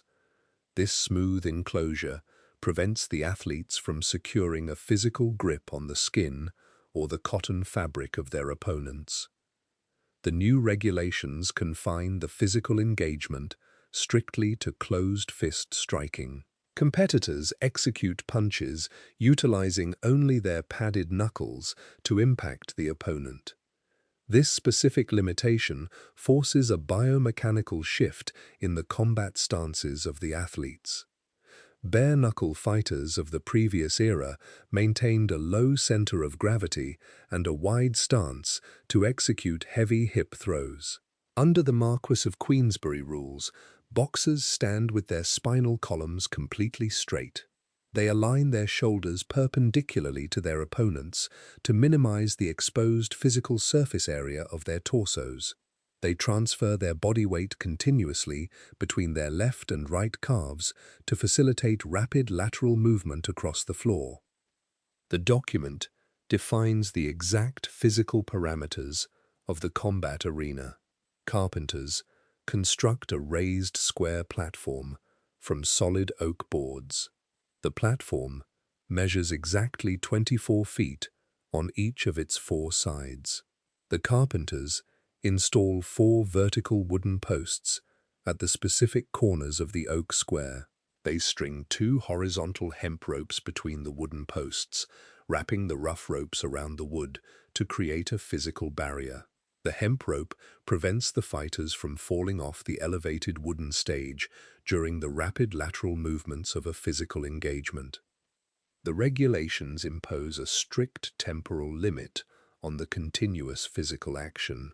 A designated timekeeper sits on a wooden chair outside the ropes, holding a mechanical brass stopwatch. The timekeeper winds a small metal crown on the top of the stopwatch to coil the internal mainspring. The stored mechanical energy in the spring drives a series of small steel gears. The gears rotate a thin metal hand exactly 360 degrees across the circular dial every 60 seconds. A standard combat round lasts exactly 3 minutes. During these 3 minutes, the fighters expend massive amounts of adenosine triphosphate in their fast-twitch muscle fibers. Their heart rates elevate to 160 beats per minute. They consume large volumes of oxygen to maintain cellular respiration under extreme physical stress. When the mechanical stopwatch registers exactly 180 seconds, the timekeeper strikes a solid brass bell with a metal hammer. The acoustic vibration travels across the arena, signaling the immediate cessation of physical strikes. The rules mandate a mandatory rest period lasting exactly 1 minute. The fighters walk to wooden stools positioned in the opposite corners of the square ring and sit down. Their handlers dip porous sea sponges into galvanized steel buckets filled with cold water drawn from city wells. The handlers squeeze the wet sponges directly over the heads of the boxers. The cold water runs down their epidermal layer, rapidly absorbing body heat and lowering the core temperature of the athletes through direct thermal transfer. The 60-second pause allows the heart rate to decrease and the lung capacity to replenish oxygen levels in the bloodstream.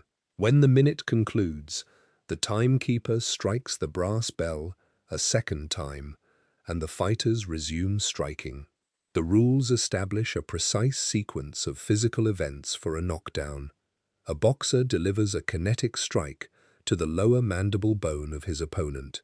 The physical impact causes the opponent's brain to accelerate laterally inside the cerebrospinal fluid, resulting in an immediate loss of physical balance. The opponent falls downward, and his knees physically touch the oak floorboards. The referee points his arm toward the standing boxer and orders him to walk to a neutral corner of the ring. The referee stands over the fallen fighter and counts aloud, marking the passage of exactly 10 seconds. The fallen boxer receives this exact 10-second window to regain his physical equilibrium. He must contract his quadriceps and push his body upward to stand entirely on his own feet. The handlers remain outside the ropes, leaving the boxer to rely completely on his own remaining muscle strength. When a boxer remains on the floorboards upon the vocalization of the 10th second, the referee waves his arms horizontally.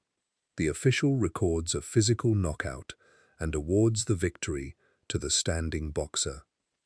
The widespread adoption of these 12 rules transforms boxing into a highly specialized striking sport.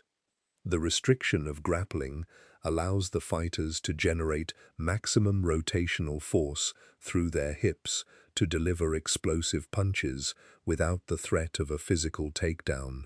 The padded gloves permit continuous high-velocity strikes to the human head, shifting the primary target away from the torso. As the British standardized their striking mechanics using leather gloves and timed rounds, an entirely different biomechanical synthesis occurs across the globe in the Japanese archipelago. 15 years later, in the year 1882 CE, a university student named Kano Jigoro extracts specific joint manipulations and throws from classical jujutsu to establish a highly efficient grappling sport inside a Buddhist temple in Tokyo, Japan. The year is 1882 CE, and the location is the Shitaya Ward within the city of Tokyo on the island of Honshu in Japan. The ambient air temperature measures exactly 20 degrees Celsius. The scent of burning sandalwood incense drifts through the wooden rafters of the Eishoji Buddhist temple. A 22-year-old university student named Kano Jigoro stands inside a small wooden room located within the temple complex. Kano measures exactly 1.57 meters in height and weighs 52 kilograms. Kano previously studied classical jujutsu at the Tenjin Shinryu and Kitoryu schools in Tokyo. He extracts specific joint manipulations, pins, and throwing techniques from these older combat systems to establish a completely new physical curriculum. Kaino names this newly assembled system Judo. The Japanese characters translate directly to the gentle way. He formally establishes his training hall, called the Kodokan, inside this specific room of the temple. Kano covers the wooden floorboards with exactly 12 tatami mats. Artisans construct each tatami mat by tightly weaving dry igusa grass over a thick core of compressed rice straw. A single tatami mat measures exactly 1.82 meters in length, 0.91 meters in width, and 5 centimeters in thickness. The compressed rice straw absorbs the kinetic energy of a falling human body. The thick padding protects the human skeletal structure from bone fractures when a practitioner strikes the floor. The practitioners of this new system wear a specific training uniform designed entirely by Kano. The uniform consists of heavy, unbleached white cotton fabric. The thick cotton fibers withstand the extreme tensile strain of continuous pulling and gripping. Weavers manufacture the jacket, called an uwagi, using a dense sashiko weave. This specific weaving technique reinforces the cotton fabric with heavy geometric stitching. The uniform features loose cotton trousers called zubon. The tailors sew a double layer of cotton fabric directly over the knee joints of the zubon to withstand the physical friction against the grass tatami mats. Kano ties a woven cotton belt called an obi completely around his waist to secure the heavy jacket. He introduces a formalized ranking system using different colored cotton belts to visually indicate the technical proficiency of the individual students. He awards black cotton belts to his advanced students to denote the attainment of a Dan ranking. He awards white cotton belts to his beginning students to mark the Q ranking. Kano formulates the physical principles of judo by calculating human mechanical leverage and manipulating the human center of gravity. Kano instructs his students to utilize the forward kinetic momentum of their opponents to execute heavy physical throws. He divides a physical throw into 3 distinct mechanical phases. The first phase, called kuzushi, requires the practitioner to unbalance the opponent. The second phase, called tsukuri, involves rotating the body into the correct geometric position. The third phase, called kake, is the physical execution of the throw to the ground. Kano demonstrates a specific throw called ippon seoi nage, translating to a one-arm shoulder throw. An attacking student steps forward on the grass mat and reaches his right hand toward the thick cotton lapel of Kano's jacket. Kano grips the right sleeve of the attacker and pulls the fabric forward. This forward pull initiates the kuzushi phase, drawing the body weight of the 80-kilogram attacker entirely onto the tips of his toes. Kano initiates the tsukuri phase by stepping his right foot forward and pivoting his hips exactly 180 degrees. He bends his knees to drop his pelvic bone completely below the center of gravity of the taller attacker. Kano clamps his right bicep and forearm tightly around the extended right arm of the attacker. The physical contact anchors the attacker to Kano's torso. Kano executes the final kake phase by straightening his legs and forcefully thrusting his hips upward. The upward mechanical thrust lifts the physical body of the attacker entirely off the woven grass tatami mats. Kano pulls his left arm sharply downward in a semicircular arc.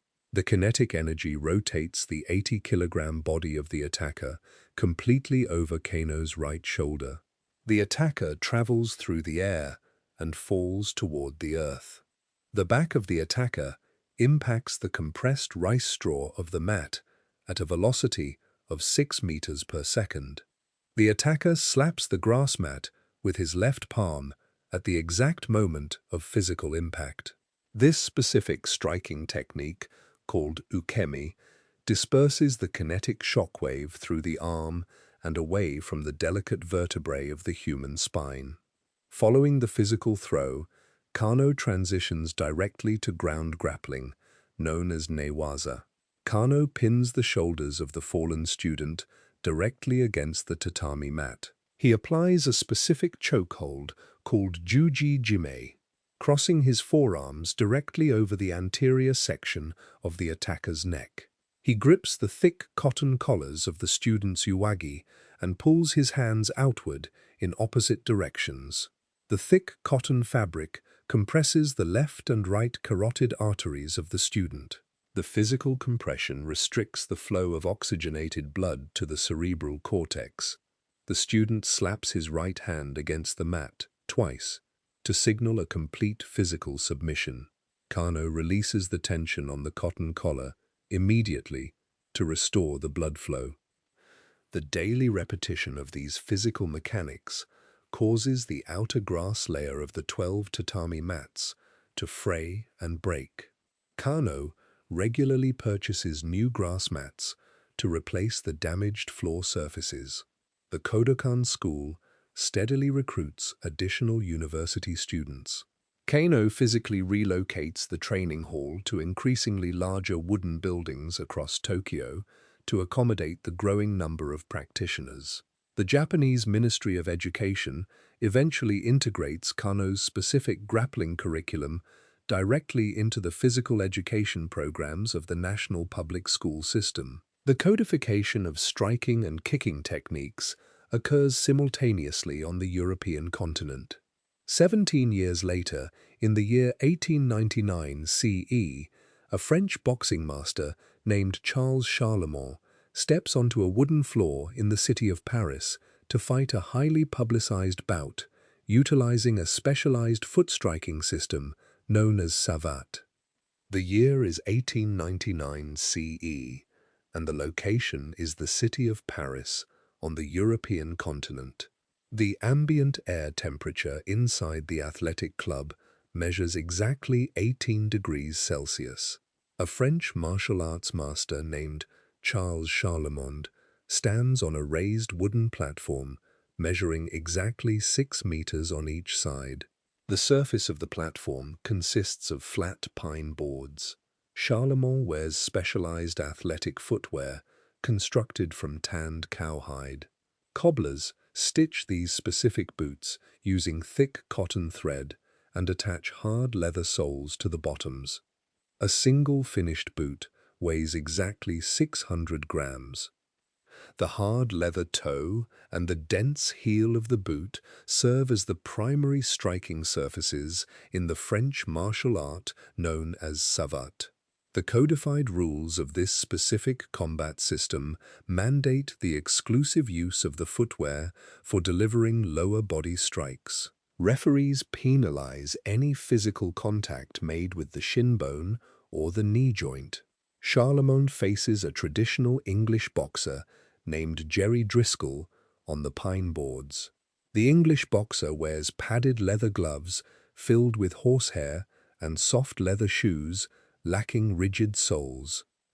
Charlemagne manages the physical distance between himself and his opponent by utilizing linear footwork adapted directly from French sword fencing. He maintains his center of gravity directly between his feet and slides his boots continuously across the pine boards. The hard leather soles create a sharp acoustic scraping sound against the wood.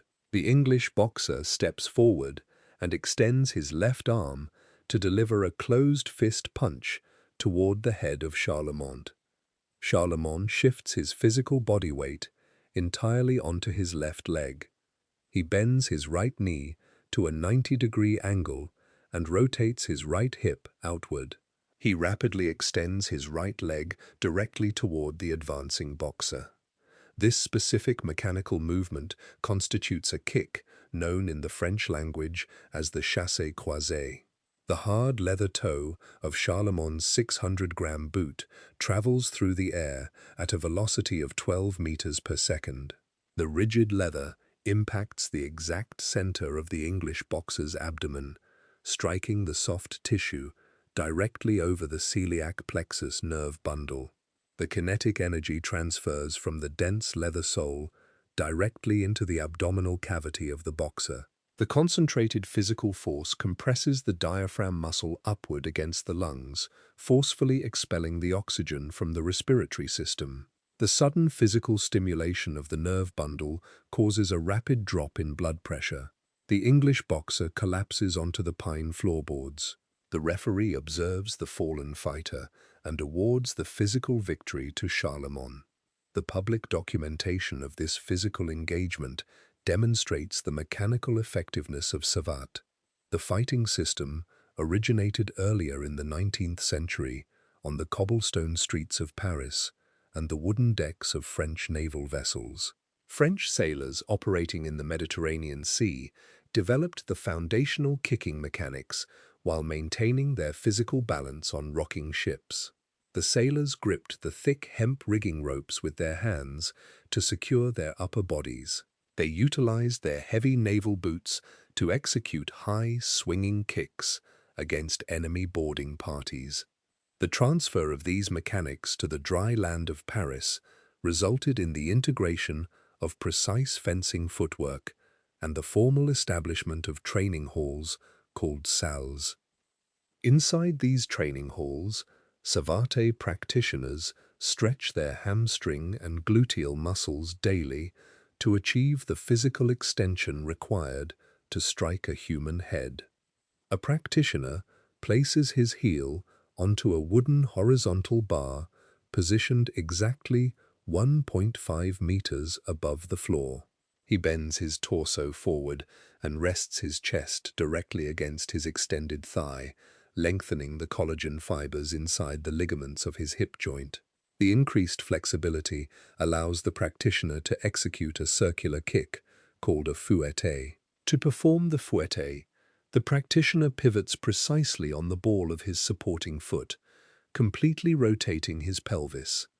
He snaps his lower leg outward, accelerating the hard leather toe to strike the zygomatic bone of an opponent's skull.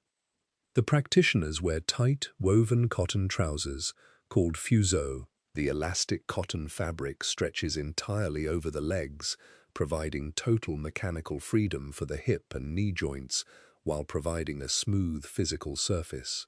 The fighters practice their striking combinations by kicking heavy canvas bags suspended from the wooden ceilings by iron chains. The continuous impact of the boots against the canvas fabric polishes the leather of the shoes and thickens the connective tissue in the knee joints of the athletes. The formal codification of savate introduces precise kicking trajectories to European combat sports. The integration of heavy leather footwear alters the physical calculations of striking distance and kinetic impact inside the boxing ring. The documentation of organized kicking mechanics expands further across the globe as the timeline advances into the 20th century. 29 years later, in the year 1928 CE, King Rama VII issues standardized ring rules in the city of Bangkok, Thailand, to modernize the ancient bare-handed battlefield techniques of Muay Boran into the structured combat sport of Muay Thai. The year is 1928 CE, and the location is the city of Bangkok in the country of Thailand. The ambient air temperature measures 33 degrees Celsius, and the relative humidity sits at 90%. King Rama VII sits at a carved teakwood desk inside the royal palace. He holds a steel fountain pen and signs a royal decree written on pressed cotton paper. This specific document establishes standardized ring rules for the martial art of Muay Thai, modernizing the ancient battlefield techniques of Muay Boran. The government replaces the traditional raw hemp rope hand wraps with modern padded leather boxing gloves. Fighters previously wound rough hemp ropes exactly 10 meters long around their knuckles and forearms to protect their small bones. The newly mandated gloves feature tanned cowhide shells filled with exactly 8 ounces of compressed horsehair. The compressed horsehair physically absorbs the kinetic energy of strikes, preventing the metacarpal bones from fracturing against the thick frontal bones of an opponent's skull. The new regulations mandate a square boxing ring measuring 24 feet on each side. Carpenters enclose the square by stringing horizontal hemp ropes between 4 vertical steel corner posts. The fighters stand barefoot on a heavy canvas mat, stretched tightly over a layer of compressed felt. The woven canvas absorbs the dripping sweat and liquid blood, providing tactile friction for the calloused soles of their feet. The physical rules divide the engagement into exactly 5 rounds. Each round lasts exactly 3 minutes, regulated strictly by a timekeeper holding a mechanical brass stopwatch. A 2-minute rest period occurs between every single round. During this rest period, handlers pour cold water from galvanized steel buckets directly over the heads of the fighters. The water runs down their epidermal layer, absorbing body heat and lowering the core temperature of the athletes through direct thermal transfer. Before the physical engagement begins, the fighters wear woven headbands called mongkon. Artisans weave the mongkon from blessed cotton threads and tightly rolled palm leaves. The fighter removes the headband and hands it to his trainer before stepping into the center of the ring. He wears woven cloth armbands called prajiad, tightly wrapped around his upper bicep muscles. The strict compression of the cotton fabric against the bicep creates localized pressure on the epidermal layer, serving as a physical talisman from his training camp. The timekeeper strikes a solid brass bell with a metal hammer. The acoustic wave travels at 343 meters per second through the humid stadium air, signaling the exact start of the physical bout. The mechanical system of Muay Thai relies entirely on exactly 8 distinct points of physical contact. These 8 points consist of the 2 fists, the 2 elbows, the 2 knees, and the 2 shins. A Thai boxer conditions his shin bones by repeatedly striking a heavy cylindrical bag. The heavy bag features a thick leather exterior filled entirely with packed sand and compressed cotton scraps. The bag weighs exactly 45 kilograms and hangs from a steel chain attached to a wooden ceiling beam. The fighter swings his lower leg directly into the dense cylinder of sand. The continuous physical impacts create microscopic fractures in the dense cortical tissue of the tibia bone. The human biological system repairs these microfractures by deploying osteoblast cells to deposit concentrated calcium directly over the damaged areas. Over several years of daily striking, the calcium deposits permanently thicken the tibia, creating a dense physical mass of bone capable of withstanding extreme kinetic force.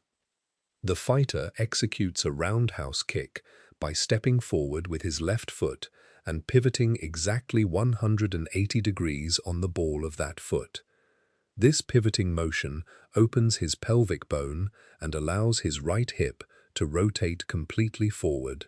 The rotational force accelerates his right leg through the humid air. The conditioned tibia bone strikes the rib cage of an opponent at a recorded velocity of 130 kilometers per hour. The physical impact transfers enough mechanical energy to compress the rib cage and fracture the underlying bone structure. When the physical distance between the 2 fighters decreases to 0, they engage in a standing grappling position called the plum. The fighters weave their forearms inside the arms of the opponent and grip the back of the opponent's neck. A fighter locks his hands together directly over the occipital bone of the skull and pulls the head downward. This downward pull disrupts the cervical spine alignment of the opponent. While holding the head down, the fighter thrusts his right knee directly upward into the exposed sternum or abdominal muscles.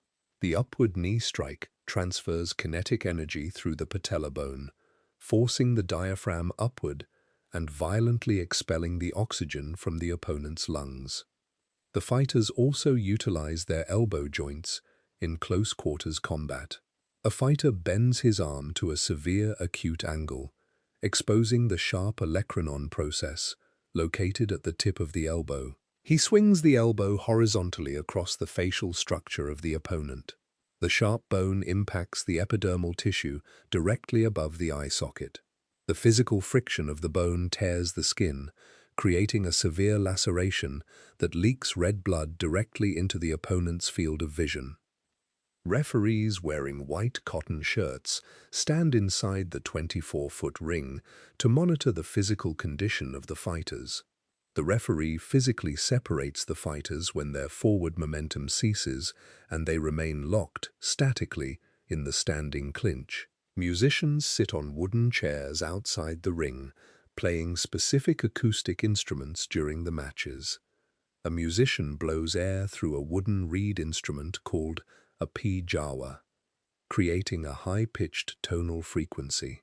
Another musician strikes a stretched goatskin drum called a glong cake with his bare palms.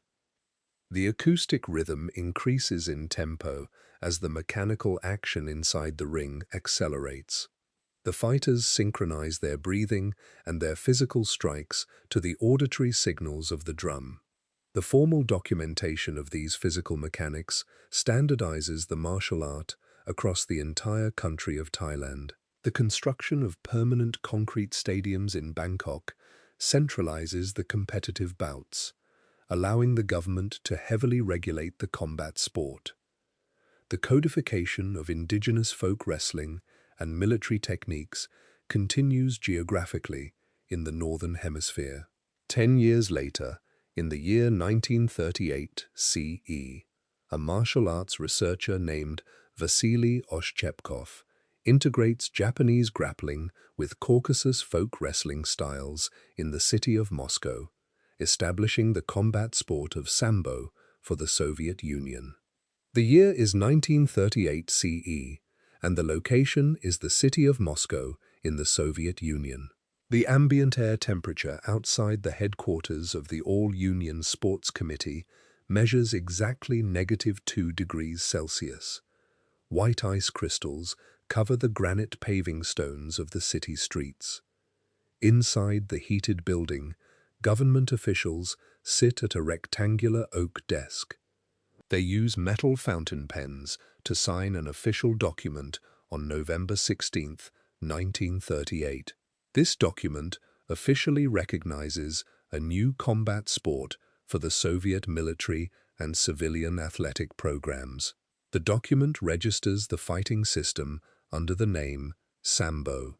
The word Sambo serves as a Russian acronym formed from the phrase Samozashchita bez orужия.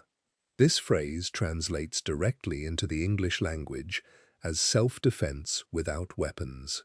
The mechanical foundation of Sambo originates from the physical research of a martial artist named Vasily Oshchepkov. Decades earlier, in 1913 CE, Oshchepkov traveled across the Sea of Japan to the city of Tokyo. He enrolled directly in the Kodokan Institute and studied judo under Kano Jigoro. Oshchepkov earned his black cotton belt and returned to the Soviet Union to teach close-quarters combat to the soldiers of the Red Army. Oshchepkov traveled geographically to the Caucasus Mountains and the Central Asian steppes to observe the indigenous folk wrestling styles of the regional populations. He documented the physical mechanics of Georgian Chidauba wrestling, Tatar Kuresh, and Uzbek Kurash on paper notepads. Oshchepkov physically combined the hip throws of Japanese judo with the rapid leg-grabbing takedowns of these Central Asian wrestling styles. To accommodate this specific combination of gripping techniques, Oshchepkov designed a specialized training uniform. A Sambo practitioner wears a tight jacket woven from heavy cotton canvas, called a kurtka. The kurtka features epaulettes constructed from rolled cotton fabric, sewn directly onto the shoulders. These projecting shoulder ridges provide rigid physical handles for an opponent to grip during standing clinches. The tight fit of the jacket prevents the canvas material from bunching together when pulled. The practitioner ties a red or blue cotton belt around his waist through specific fabric loops to anchor the kurtka to his torso. The practitioner wears tight cotton shorts, dyed in the exact same red or blue pigment as the jacket. The shorts expose the bare skin of the legs from the mid-thigh down to the ankles. On his feet, the practitioner wears soft leather wrestling shoes called sambovki. Cobblers manufacture the sambovki using dyed cowhide. The shoes completely lack hard rubber soles. The cobblers stitch a thin layer of suede, measuring exactly 2 millimeters thick, directly to the bottom of the shoe. This suede layer provides exact tactile friction against the woven canvas wrestling mats, while preventing the shoe from lacerating the skin of an opponent during high-velocity kicks. Sambo distinguishes itself mechanically through a heavy emphasis on rapid ground transitions and severe leg locks. Two Sambo practitioners stand on a circular mat featuring a central yellow circle measuring exactly 9 meters in diameter. The first practitioner steps his left foot directly behind the right knee joint of his opponent. He grips the cotton lapel of the opponent's kurtka with his right hand and pulls sharply downward. The kinetic force drives the opponent backward onto the canvas surface. The first practitioner immediately falls directly alongside the fallen opponent. The first practitioner wraps both of his own legs tightly around the extended right leg of the opponent. He squeezes his adductor muscles to lock the opponent's femur bone strictly in place. He places the opponent's heel directly into the crook of his left forearm. He clasps his right hand over his left wrist to secure a rigid physical lock around the ankle bone. The practitioner drops his entire body weight backward toward the canvas mat, extending his own spinal column. This specific mechanical lever pulls the heel of the opponent upward while pressing downward on the calf muscle.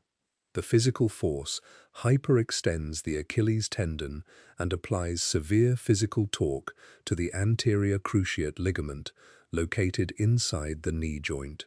The applied pressure stretches the internal ligaments exactly past their maximum structural elasticity. The fibers of the anterior cruciate ligament tear completely under the continuous physical strain. The opponent slaps his open palm against the canvas mat twice to signal a physical submission, prompting the practitioner to release the tension on the joint. Vasily Oshchepkov taught these exact biomechanical sequences to Red Army commanders in military training halls across Moscow. He utilized mechanical stopwatches to measure the speed of the movements, requiring his students to execute a standing throw and secure a joint lock in precisely 3 seconds. The Soviet military commanders required these efficient ground mechanics to neutralize enemy combatants in deep snow, where heavy winter coats completely restricted arm mobility but left the legs exposed to grappling attacks. Oshchepkov died 1 year before the All-Union Sports Committee formalized his fighting system.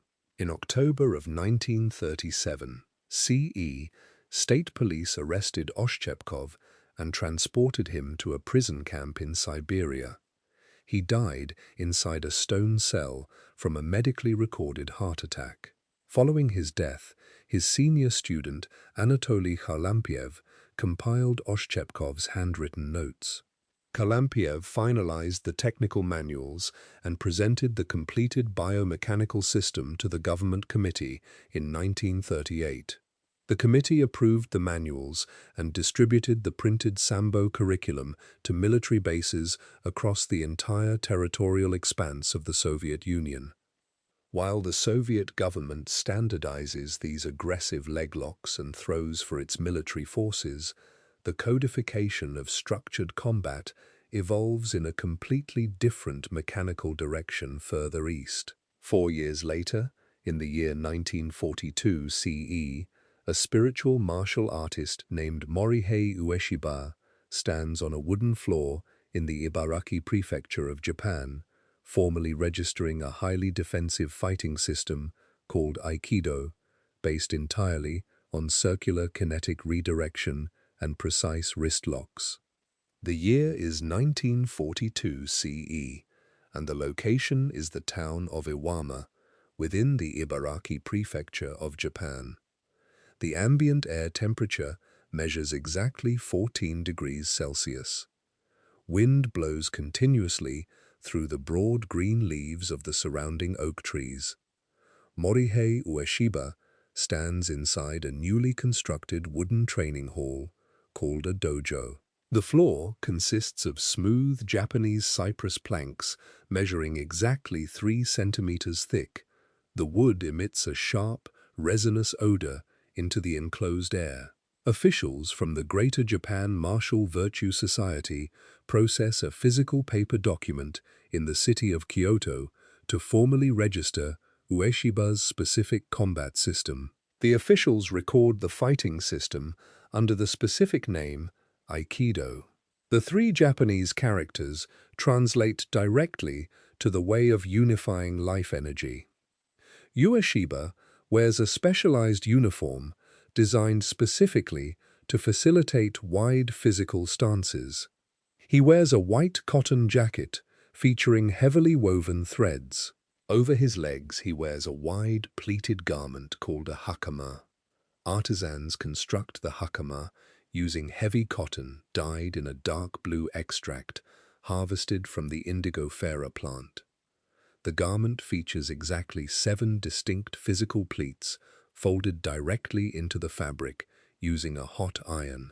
5 pleats fold vertically across the front of the legs, and 2 pleats fold across the back.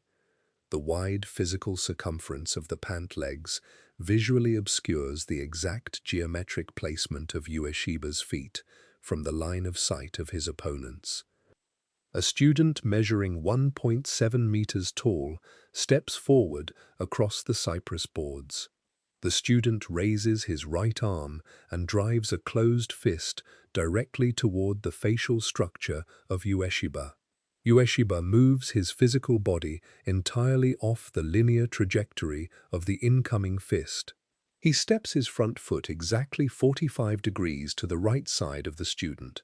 He pivots his entire body on the ball of his front foot, rotating his pelvis exactly 180 degrees.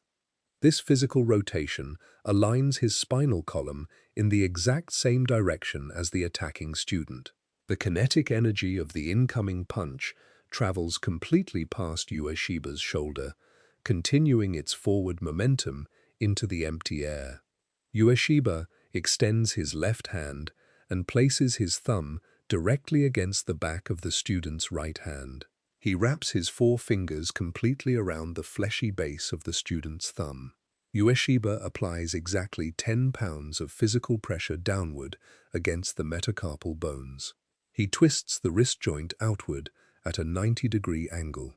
This specific mechanical lever, named kote gaeshi, compresses the carpal bones and stretches the radiocarpal ligaments. The severe physical strain forces the student to bend his knees and drop his center of mass directly toward the floorboards to relieve the mechanical pressure on the joint. To maintain the structural integrity of the ligaments during these throws, Ueshiba mandates that all practitioners learn a specific circular falling technique called ukemi. As the wrist joint rotates, the student intentionally collapses his physical structure. He tucks his chin tightly against his sternum to shield his cervical vertebrae. He curves his spine into a convex shape. He drops his right shoulder directly onto the cypress floorboards. The kinetic energy transfers from his shoulder blade down the curve of his latissimus dorsi muscle and across his gluteal muscles. The body rolls across the wood like a solid physical cylinder. The circular motion dissipates the kinetic energy across a wide surface area of the body, keeping the skeletal bones entirely intact as the student returns to a standing position. The student grips the left wrist of Ueshiba with his right hand. Ueshiba utilizes a technique called shihonage, translating directly to a four-direction throw. Ueshiba inhales precisely 3 liters of oxygen into his lungs, expanding his diaphragm muscle to its maximum biological capacity. He raises his left arm straight upward, lifting the attached hand of the student directly over the student's own parietal bone. Ueshiba steps his right foot precisely behind the student and rotates his pelvis 180 degrees. Ueshiba pulls his left arm sharply downward toward the floor. This specific mechanical lever simultaneously hyperextends the elbow and shoulder joints of the student. The downward physical force drives the student backward onto the floorboards, producing a loud acoustic thud as the flesh impacts the cypress wood. The precise application of these mechanical levers and the redirection of incoming kinetic momentum require a highly concentrated application of physical force rather than maximum muscular contraction.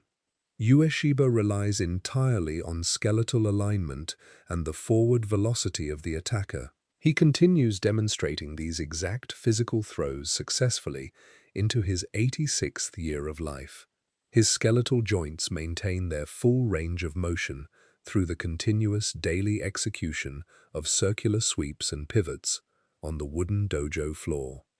Ueshiba integrates the use of a wooden sword called a bokken directly into the daily empty-handed physical training. A standard bokken consists of solid white oak measuring exactly 105 centimeters in length and weighing exactly 600 grams. The practitioners grip the wooden handle and swing the oak swords in wide circular arcs. The physical mechanics of the empty-handed Aikido throws replicate the exact physical hand positions and hip rotations required to swing the heavy wooden weapon. The practitioners repeat the sword strikes hundreds of times per session to build specific procedural memory inside their nervous systems. The physical codification of Aikido firmly establishes a highly systematized method of joint manipulation and kinetic redirection on the Japanese islands. The continuous documentation of martial biomechanics shifts geographically across the Sea of Japan to the Korean peninsula. 13 years later, in the year 1955 CE, a military officer named General Choi Hong-hee stands before a council of martial arts instructors in the city of Seoul, South Korea, consolidating various regional striking styles to engineer a specific combat system focused on high-velocity jumping kicks called Taekwondo. The year is 1955 CE, and the location is the city of Seoul on the Korean peninsula. The ambient air temperature measures exactly 14 degrees Celsius on the 11th of April. General Choi Hong-hee of the South Korean military stands inside a brick building featuring a floor composed of polished oak boards. He stands before a council of martial arts instructors representing 9 distinct physical training schools. Choi presents a written paper document to unify the physical mechanics of these 9 schools into a single combat system. The instructors press wooden stamps coated in red ink onto the paper document to signify their formal agreement. The black ink on the document records the specific name, Taekwondo. The three Korean characters translate directly to the way of the foot and the fist. General Choi engineers the physical mechanics of this unified system by applying the specific principles of Newtonian physics to the human skeletal structure.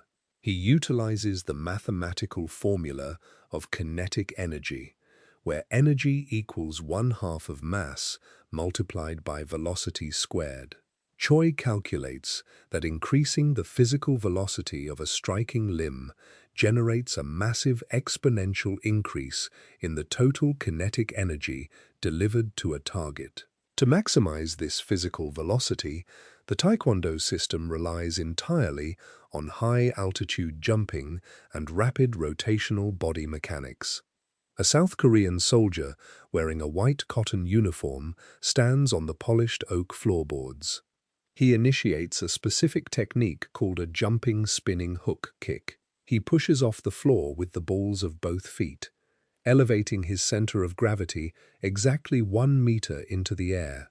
While completely airborne, the soldier rotates his spinal column 360 degrees. Fluid inside the semicircular canals of his inner ear shifts during the spin, allowing his vestibular system to maintain absolute physical balance in the air.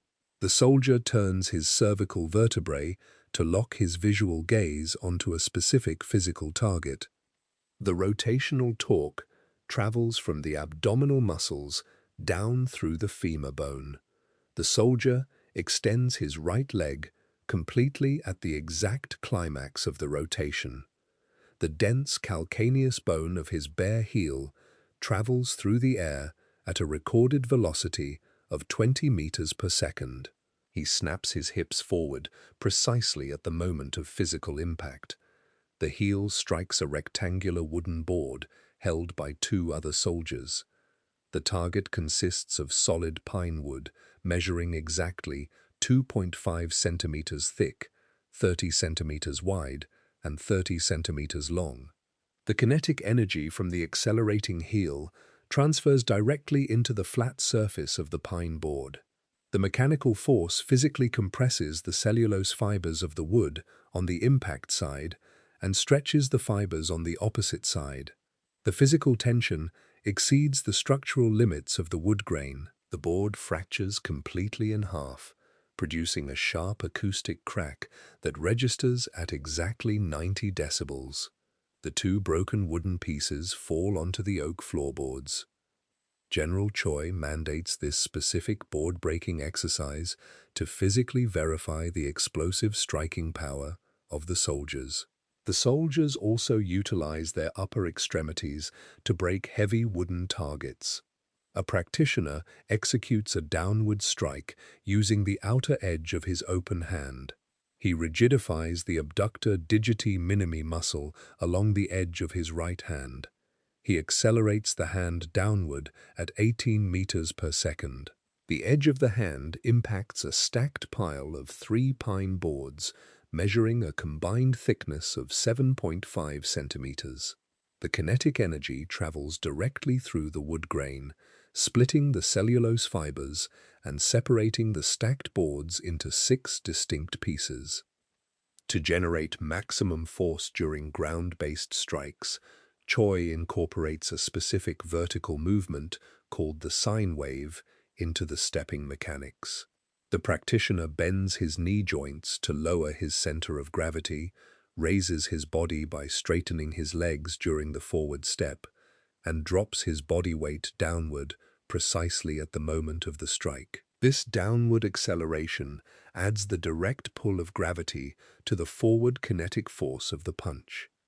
During a forward punch, the practitioner holds a clenched fist at his hip, with the palm facing upward. As the arm extends toward the target, the radius and ulnar bones rotate exactly 180 degrees. The fist impacts the target with the palm facing downward. This rapid rotation drives the first 2 rigid metacarpal bones directly into the sternum of the opponent. The soldiers practice specific geometric footwork to maintain their physical balance during these rapid kicking sequences. A soldier drops his body weight into a formal stance, called an L stance. He positions his feet exactly 60 centimeters apart at a 90-degree angle. He distributes exactly 70% of his total body weight onto his rear leg and 30% onto his front leg. This exact weight distribution permits the front leg to execute an immediate upward kick while keeping the center of mass completely anchored over the rear foot. The soldiers wear a specific uniform called a dobok.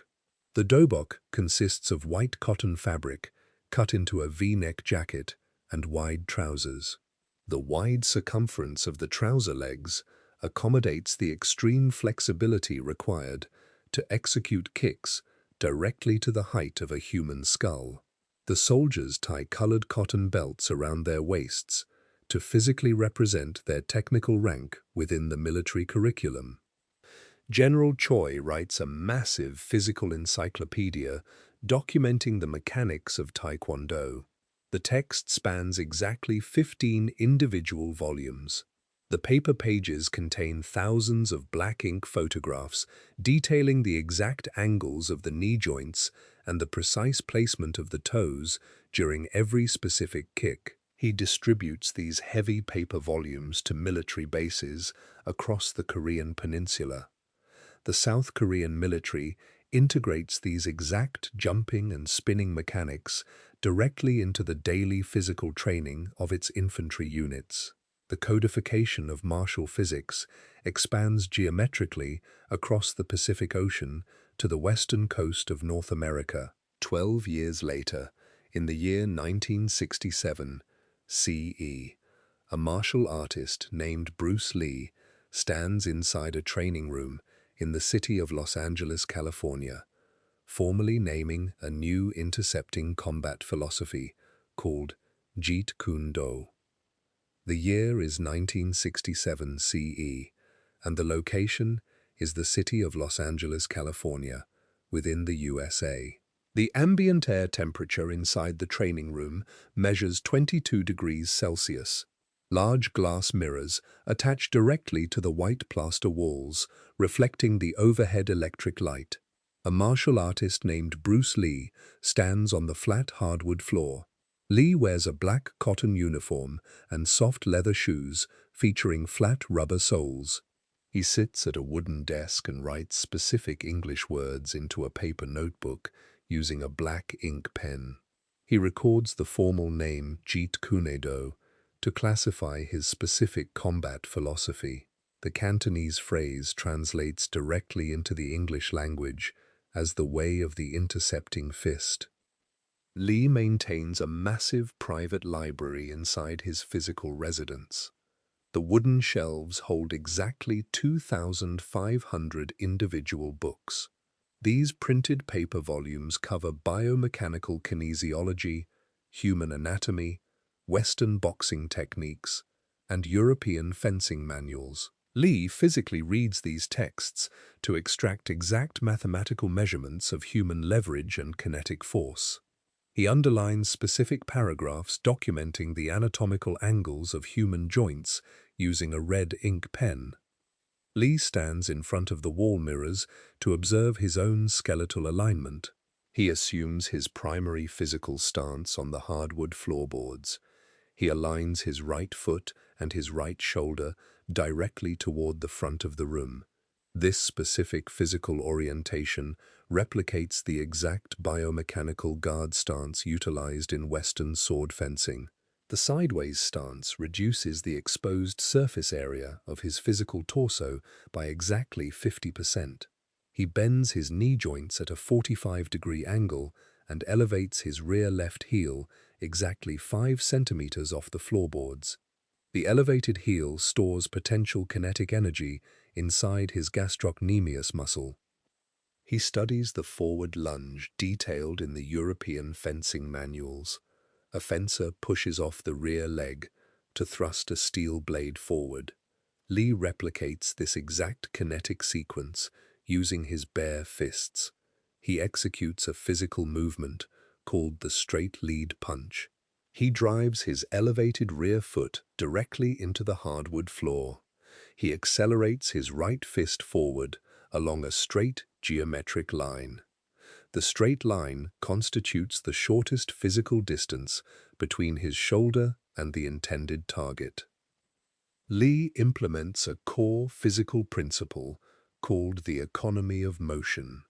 The combat system relies entirely on intercepting the kinetic energy of an opponent. An attacker steps forward to initiate a physical strike. Lee observes the initial contraction of the attacker's shoulder muscles. Lee immediately steps his own physical body forward and extends his right arm. His fist impacts the facial structure of the attacker. At the exact moment, the attacker's arm begins to move. The straight lead punch crosses the physical distance before the opponent completes the initial trajectory. To condition his skeletal structure for these high-velocity impacts, Lee utilizes a highly specialized training device. He commissions an engineer to construct a modified Wing Chun dummy. The engineer builds a main cylindrical trunk from solid teak wood and attaches an outer layer of galvanized steel over the striking surfaces. The steel layer provides a rigid, unyielding physical target. Lee strikes the heavy steel arms repeatedly with his bare forearms. The continuous kinetic impacts create microscopic fractures along his radius and ulnar bones. Osteoblast cells deposit heavy layers of calcium directly over the microscopic cracks. The calcium buildup permanently thickens the bone mass over several months of continuous striking. Lee demonstrates his mastery of kinetic energy transfer through a physical strike called the one-inch punch. He stands directly in front of a human volunteer on the hardwood floor. The volunteer holds a thick leather target pad stuffed with compressed horsehair directly against his chest. Lee extends his right arm and positions his front knuckles exactly 2.54 centimeters away from the flat surface of the leather pad. 2.54 centimeters equals exactly 1 inch in the imperial measurement system. The generation of massive kinetic energy from this short distance requires the simultaneous contraction of multiple muscle groups. Lee presses his rear foot firmly into the floorboards. He rotates his pelvic bone rapidly to the left side. The rotational torque sends mechanical force up the spinal column and through the latissimus dorsi muscle. He extends his arm and snaps his wrist upward at the exact moment of physical contact. The fast-twitch muscle fibers contract simultaneously across his entire kinetic chain. The knuckles impact the leather pad. The physical force travels completely through the compressed horsehair and enters the sternum bone of the volunteer. The sudden application of kinetic energy shifts the volunteer's center of gravity entirely behind his heels. He travels backward through the air. He impacts a solid wooden chair located exactly 2 meters behind his original standing position. The kinetic force breaks the wooden legs of the chair, producing a sharp acoustic crack. Lee purchases cowhide boxing gloves weighing exactly 16 ounces each to practice continuous striking combinations. He hangs a heavy canvas bag weighing exactly 32 kilograms from the wooden ceiling beams, using a steel chain. He incorporates the lateral footwork of heavyweight Western boxers into his daily training routine. He bounces continuously on the balls of his feet, contracting his calf muscles to shift his body weight horizontally across the room. Lee instructs his students to base their physical strikes entirely on the exact geometric position of the opponent. The physical documentation and synthesis of global combat systems continues its rapid evolution on the North American continent. 26 years later, on November 12, 1993, CE, a Brazilian martial artist named Royce Gracie walks into an octagonal cage located in the city of Denver, Colorado, utilizing a highly specialized ground grappling system to defeat significantly heavier opponents in a televised tournament. The year is 1993 CE, and the location is the city of Denver, Colorado, within the USA. The exact date is November 12th. The altitude of the city measures exactly 5,280 feet above sea level. This high elevation lowers the partial pressure of oxygen in the atmosphere, accelerating biological fatigue in the fast-twitch muscle fibers of the competing athletes. The ambient air temperature outside the McNichols Sports Arena measures 12 degrees Celsius. Inside the arena, large overhead metal halide lamps shine bright white light directly onto an octagonal cage located in the physical center of the concrete floor. The cage features 8 interconnected panels constructed from chain-link steel fencing coated in black vinyl. The total diameter of the octagon measures exactly 32 feet. The floor of the cage consists of wooden plywood boards covered by a layer of closed-cell foam padding and a tightly stretched canvas cloth. A Brazilian martial artist named Royce Gracie walks down the concrete aisle toward the steel cage. Royce weighs exactly 80 kilograms. He wears a traditional white cotton gi, featuring a thick lapel and long sleeves. His father, Helio Gracie, previously adapted the Japanese judo techniques taught by a traveling master into a specialized ground grappling system. The family named this specific combat system Brazilian Jiu-Jitsu.